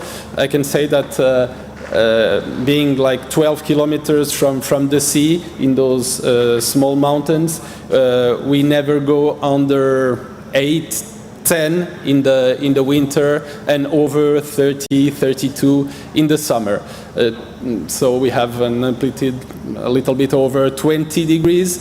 If we go on the other side of the mountains, we arrive to this region, to Alentejo, where we can have some nights in the winter -2, -3, -4, and in the summer, as you know, over 40, so almost 50 degrees of amplitude. This rosé is made 100% from one variety, Touriga Nacional. It's because we need to understand how to produce aromatic, very fruity and light wines to be drinkable in the summer, like this rosé. Like, of course, all of us know the success of the French wines from the south, and I think we need to understand why, and we need to of course keep our character, but also understand how commercially we can go and improve the sales. Just before talking about the wine tourism development of this project, I cannot let you know about our knowledge. We, together with my family, we bought in '98 in this region, in Alentejo, in the south of Alentejo. We bought a farm. We were totally abandoned for 30, 40 years. No vines, no electricity, no water, only a few ruins that we rebuilt. We planted the first vineyard in 2001 and we built the winery in 2003. We have been tremendously successful in the wine producing, in the wine selling, not only in Portugal but also over the world. And in 2008, after rebuilding another house in the property, we started our wine tourism project. 10 rooms only, restaurant in the winery, again, a lot of success. And between 2018 and 2019, we rebuilt all the other ruins that we had in the farm, which allowed us to make and to have now 26 rooms. The same restaurant. After those 17, 18 years of producing wine and 12 years of wine tourism, still in this situation, in this pandemic situation, we will have this year, we had last month, August, the best turnover ever.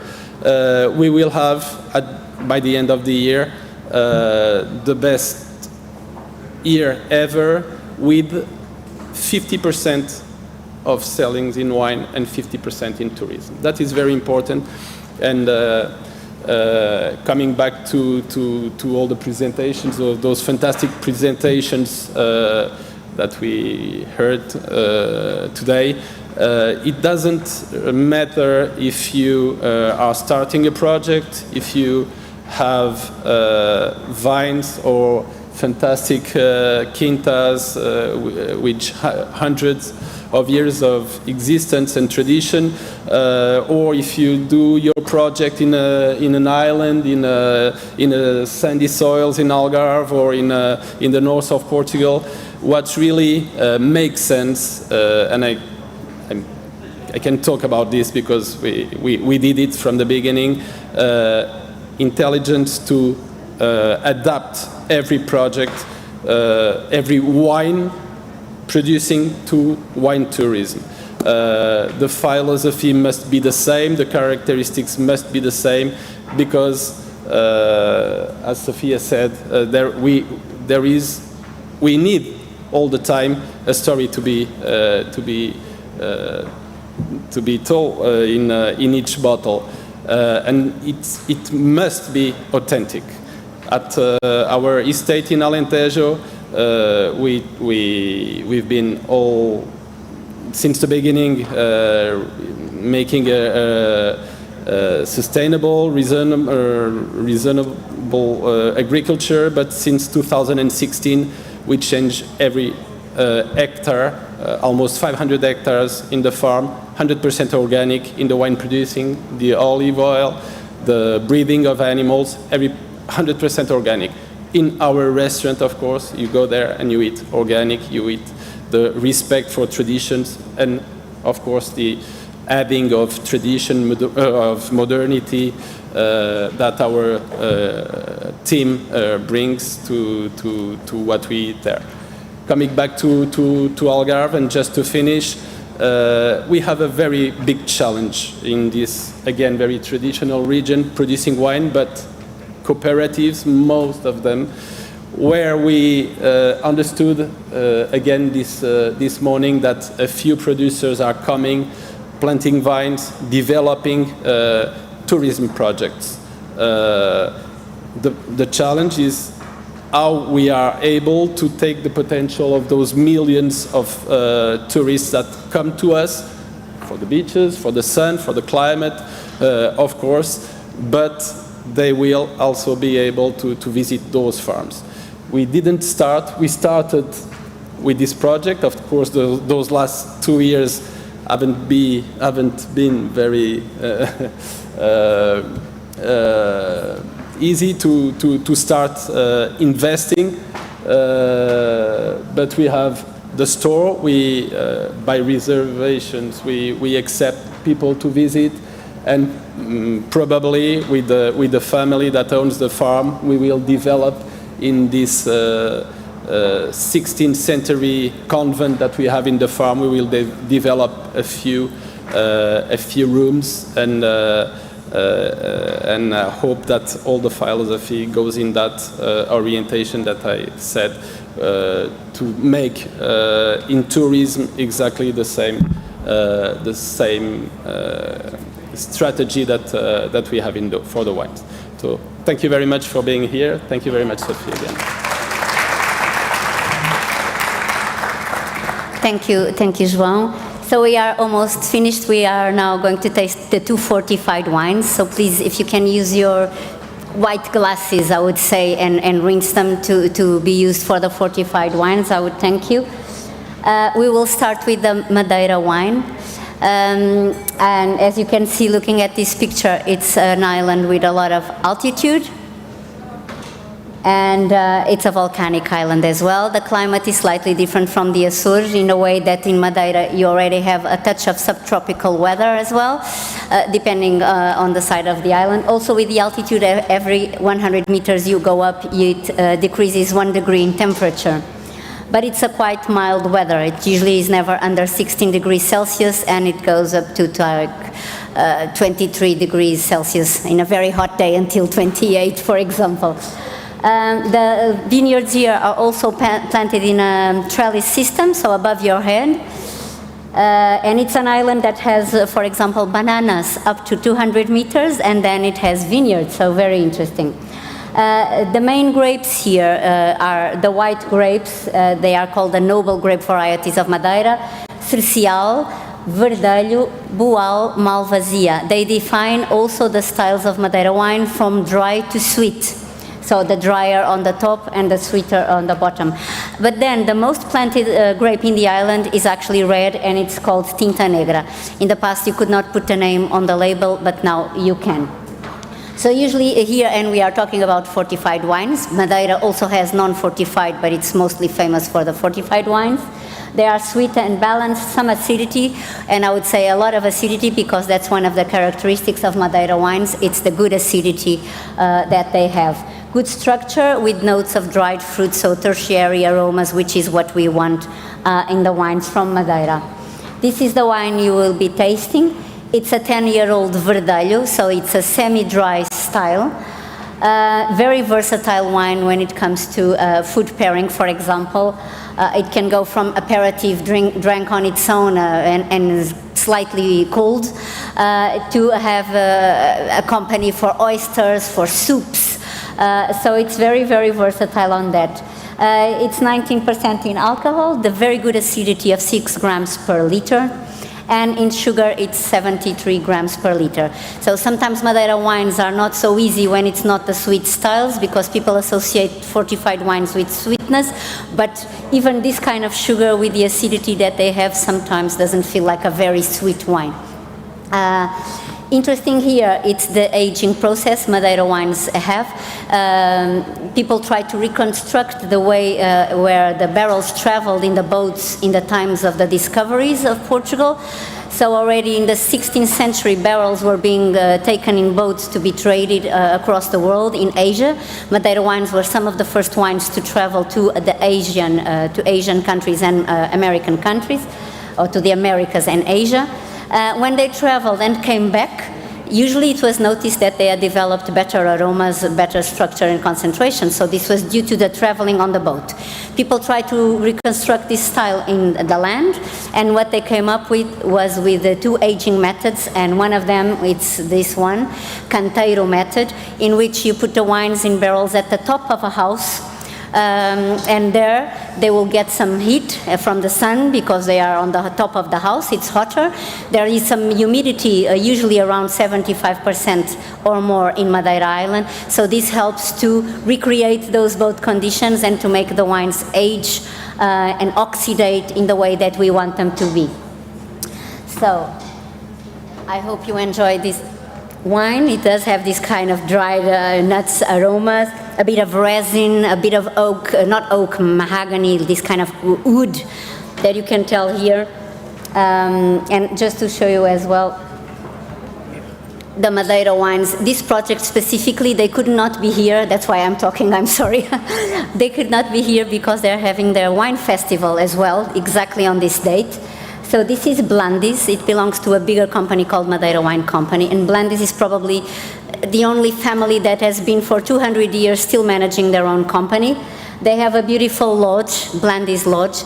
It still has the way it was done in the past, so you can still find the barrels on the top of the house under the roof, and you can still see the latches on the floor with the rope system that they use to lower the barrels when they want to stop the aging. So you keep them at least for 2 years in the roof, under the roof, in this kind of warm, humid conditions, and then you start lowering when you want it to stop. And that's very important for what they want from a wine. Here you have a blend of different wines that are 10-year-old, so they have been in these barrels in the top of the roof of the house for 10 years. Regarding their wine tourism, you can see they still have the house as it was, and you can visit. You have different types of visits where you can actually see the cooperage, how they make the barrels, or participate in the wine making. Also, they have like a top visit where you can visit the family cellar with their private collection. So they have these kind of programs. And I had some more information. You can also stay there, so they have also some accommodation attached to the lodges where you can stay, and you have a wine bar, a restaurant, and a wine shop. So this lodge is very complete when it comes to having the Madeira wine.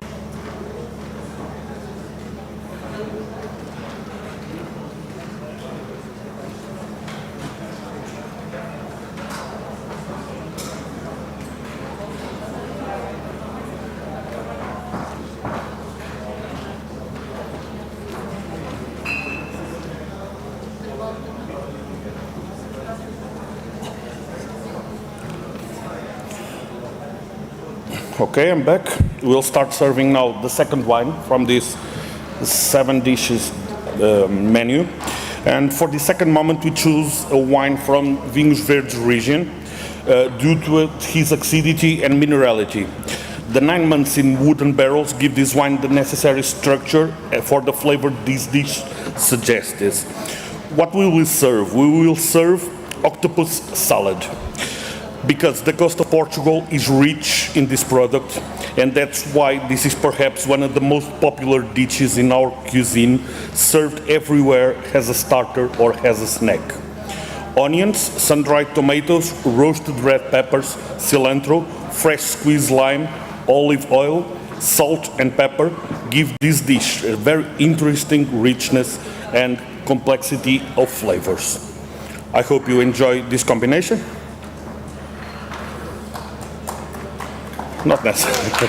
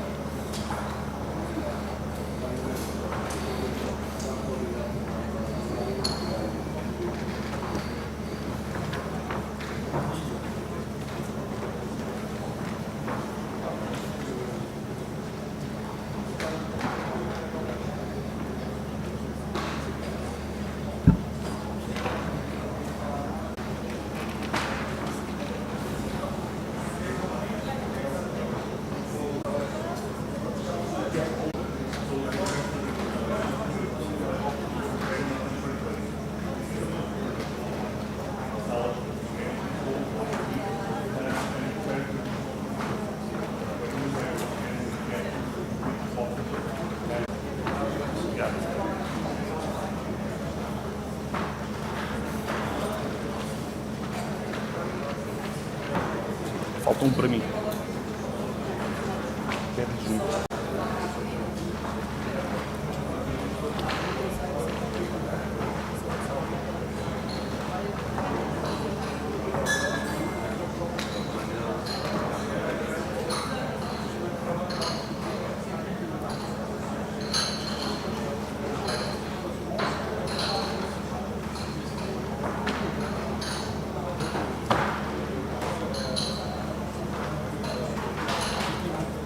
Let me take this sample to show to the camera. Here you can see the mixture. I talk you about the little pieces of, and with cilantro, the dried tomato, the red pepper, onion, salt, and this is it.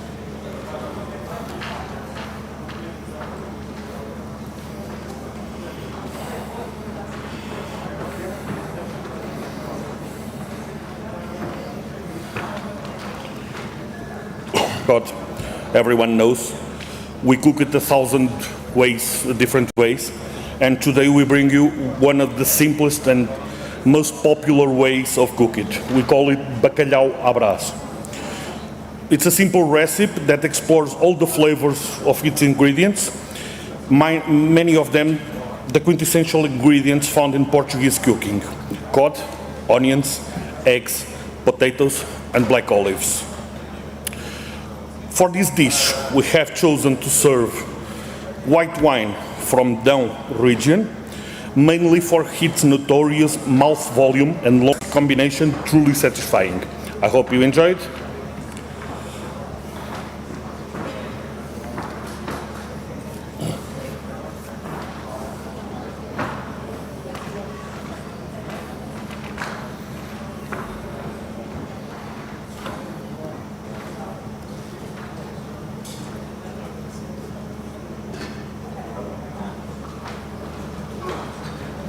Here it is for the cameras, onion and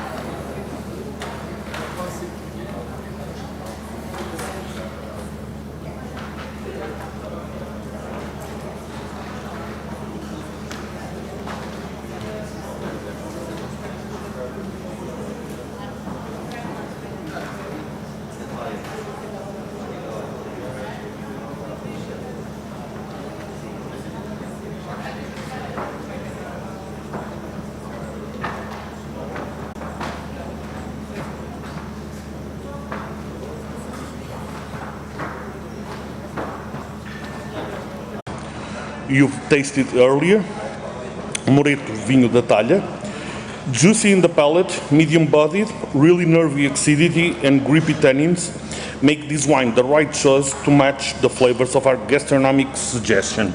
This will be the presentation that will be served to you. A little meat pie with meat and mixture of chorizo.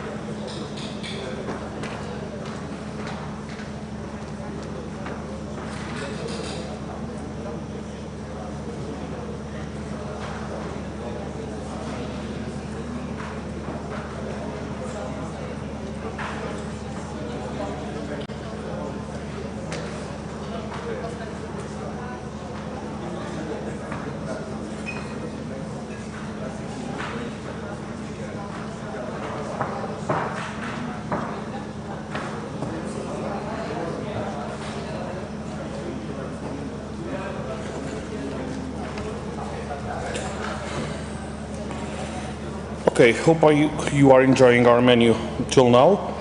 And for the fifth dish of this menu, we will serve you carne do alguidar, which is a typical dish from Alentejo and Algarve.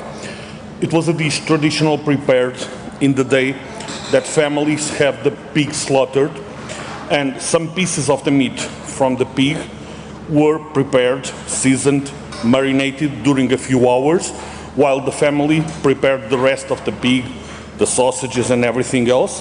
And on the end of the day, they used this meat as the meal of the day. Fresh meat, seasoned with wine and some spices in a few hours. To accompany this meat, we will serve you migas. Migas is a traditional preparation in Alentejo. It's made with bread.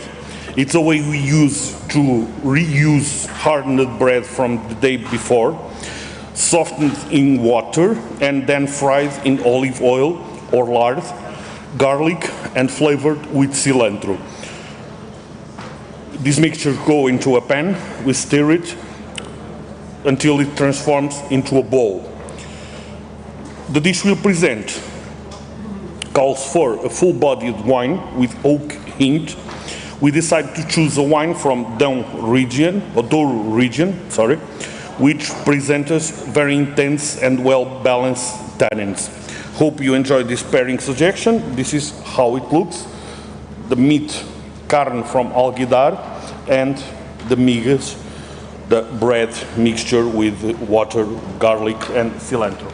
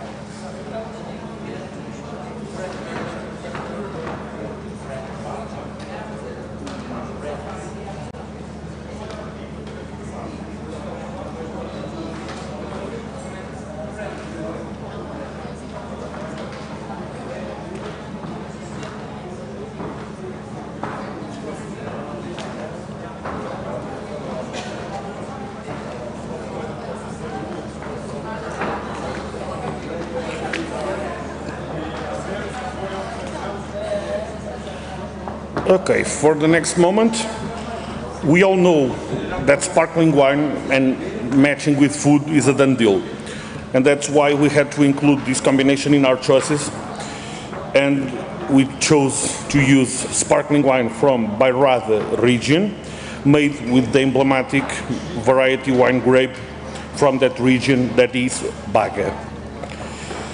A very simple pairing will be made with a toast of rustic bread accompanied by a sheep buttery cream cheese from Serra da Estrela, the highest mountain in Portugal, mainland. With this pairing, we intend to value fresh ingredients and robust flavor that make Portuguese cuisine renowned for. Hope you enjoyed. That will be served in a toast of rustic bread, in this case Alentejo bread, with the cheese, the cream cheese that I've referred before.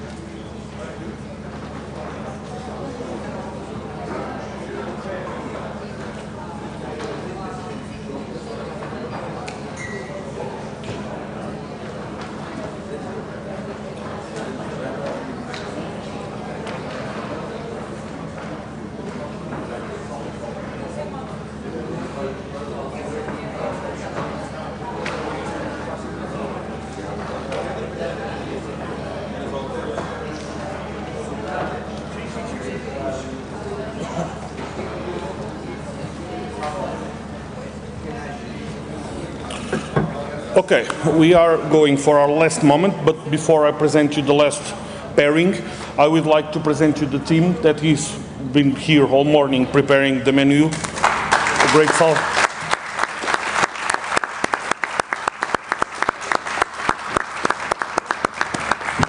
There are 3 students from Porto Alegre Hospitality School, and Miguel is a teacher and cooking chef in school also, and has been supervising the production during all morning.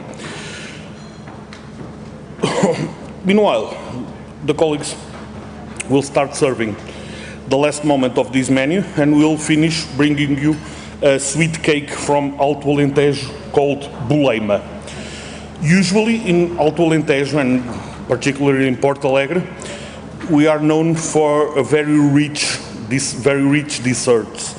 Many eggs, many sugar, but today we're gonna serve you, or we are serving you, one of the sweets with modest origins, made with bred duck, traditional using the remains of the duck after baking the bread. So they used the same duck that used to make bread. This duck was mixed with lard, apple, sugar, and cinnamon, and then baked in the oven while the oven was hot after baking the bread. We will serve you with this menu the Madeira wine. You have tasted it already. We are trying to serve it a little bit hotter than was served during the morning, because it is a medium dry wine, and we need a little bit of the sugars of the wine to be more present, and so we are trying to serve it 16 degrees Celsius for the perfect match with this dessert. We hope you enjoyed this gastronomic experience we have prepared to you today, and that will live up to your expectations. And now, to end, I would like to call all the students that have been here all morning serving the wine, serving the menu, to come to the stage so you can look at them one last time. This is the Boleima.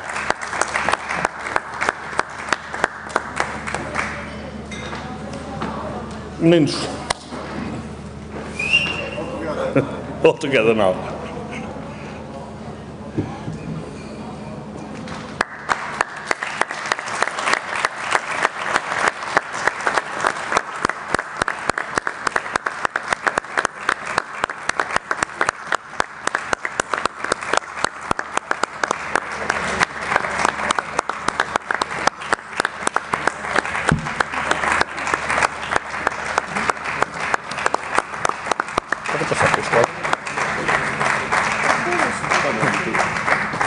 As I told you earlier this morning, there are students from 4 different schools: Estoril, Setúbal, Lisboa, and Porto Alegre. I hope they have made a good service today and you enjoyed the moment with us this morning. Thank you very much. I hope you enjoyed. Thanks for your presence.